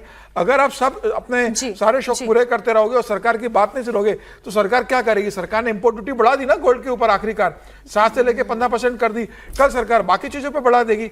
भुगतना तो जनता को ही है, सरकार को थोड़ी, जनता अपनी जेब से देगी। तो मोदी नहीं चाहते कि जनता भुगतान करे, इसलिए मोदी अपील कर रहे हैं कि भाई आप अपने खर्चे कम कीजिए, अनावश्यक खर्चे मत कीजिए, विदेश यात्रा से बचें। जब स्थिति नॉर्मल हो जाएगी, स्टेट ऑफ हॉर्मुज़ खुल जाएगा, युद्ध रुक जाएगा, सारी आपूर्ति आराम से होने लगेगी, उसके बाद जैसे से पहले चल रहा था वैसा रहिएगा। कौन मना कर रहा है? तो जो उदाहरण है वो अमिताभ जी, मैं खासतौर पर सराफा कारोबारियों की जो स्थिति देख रही हूं वो मैं बता रही हूं। उन्होंने कहा कि अब हम समझ रहे हैं कि समस्या है और कोई विकल्प भी नहीं है, ये भी हमें समझ में आ रहा है, लेकिन यही तो हमारा व्यापार है। और कैसे उनके शोरूम्स खाली हो रहे हैं वो भी हम देख रहे हैं, लोग नहीं आ रहे हैं। अब जिनके घर में शादी ब्याह है वो तो खरीदेंगे ही, लेकिन जो इन्वेस्टमेंट के तौर पर सोना खरीदते थे अब वो बच रहे हैं। उसमें भी रास्ता निकला है। मेरे कई मित्र हैं जिनका शादी है, उन्होंने अपनी बेटियों को एफडी दे दी उतने पैसों की कि ये पैसा आप रखो, जब बाद में आप नहीं, ब्याज के लिए नहीं, कि जब नॉर्मल होगा तब सोना खरीद लेना, अभी 1 साल सोना मत खरीदो, ऐसे सपोर्ट करने के लिए। ऐसे भी सोना के दाम पिछले 1 साल में 44% बढ़ा है। बिल्कुल। तो 1.5 लाख रुपए 10 ग्राम एक मिडिल क्लास नॉर्मली अब खरीद नहीं पाएगा। और सोना का कंजम्पशन भी कम गया है पिछले 1 साल में, रेट बढ़ने से सोना का कंजम्पशन भी बढ़ गया है। तो ये मान लेना कि सोना कम खरीदने से, हाँ ये है कि हमारा जो क्रिटिकल फॉरेन करेंसी रिजर्व है वो कम नहीं हो, उस पर प्रधानमंत्री ने इशारा किया है। लेकिन जो इस पर, ये पॉलिटिक्स इकोनॉमिक्स की नहीं है, ये पॉलिटिक्स की है कि कैसे सिलेंडर लेके, आपने एक बार बहुत अच्छा कहा, स्मृति ईरानी का फोटो हम हमेशा याद करते हैं, कैसे सिलेंडर लेके प्रोटेस्ट करती थी। अब वो प्रोटेस्ट शुरू होंगे तो वही मैं कह रहा हूं, उसी को हम एक देशभक्ति की तरह से, एक देश सेवा की तरह से जोड़ के देख रहे हैं कि हमारी अर्थव्यवस्था खराब नहीं होगी अगर तेल के आप कम यूज करेंगे, आप विदेश कम जाएंगे, सोना कम खरीदेंगे, वर्क फ्रॉम होम करेंगे।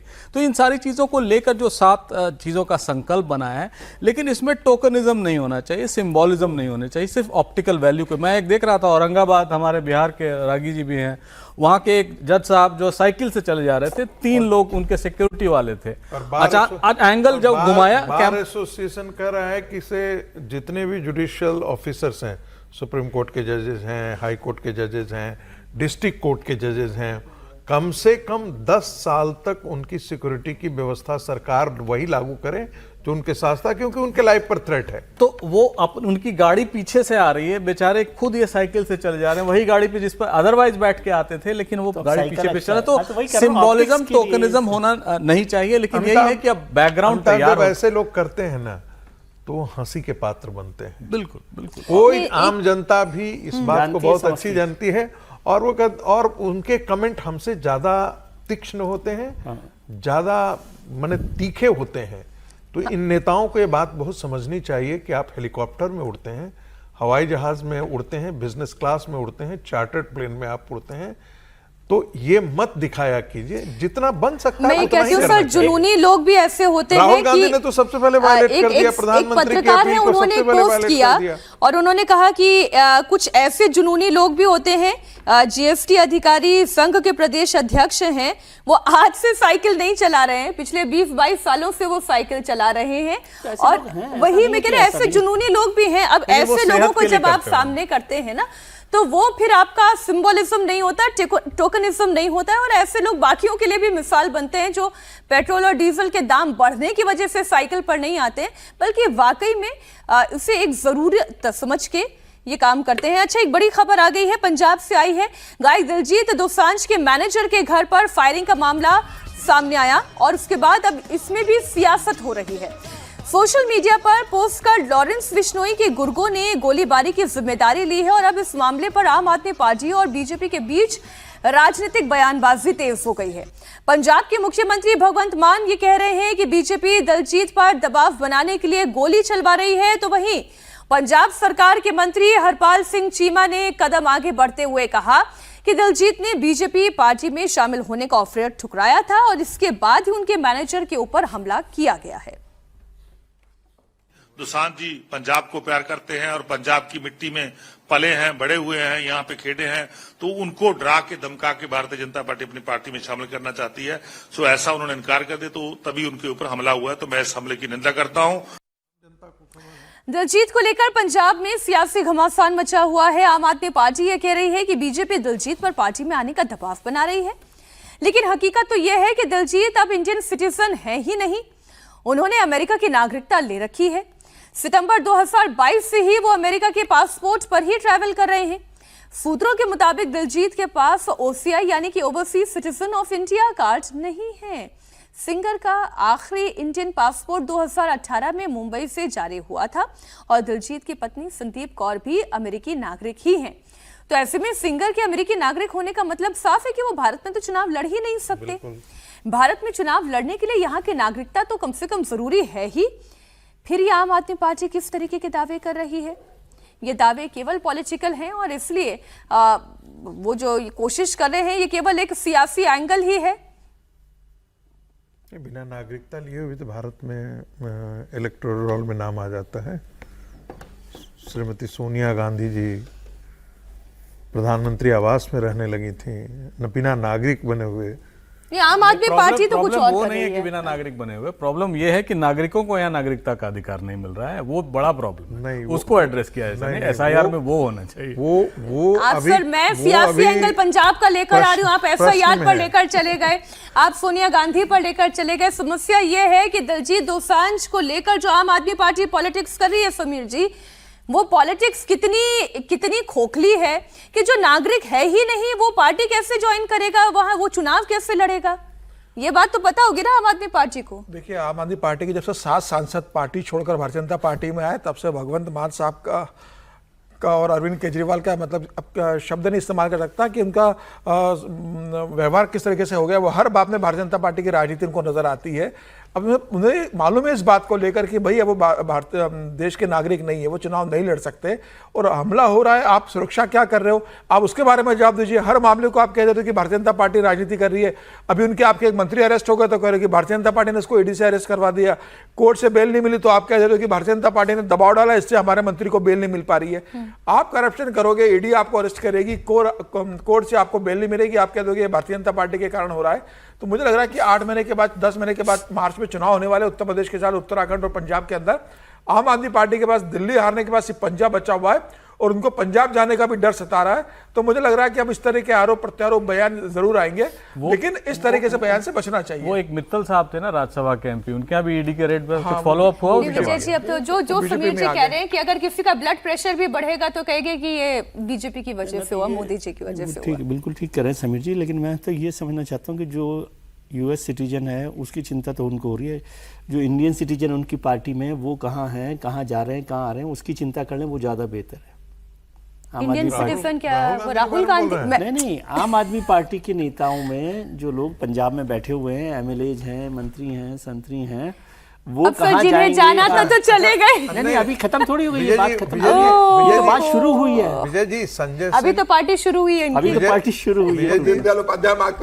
नहीं, विजय जी, संजय सिंह ने सुना है कि भगवंत मान से कुछ बातें की है, गुफ्तगू की है।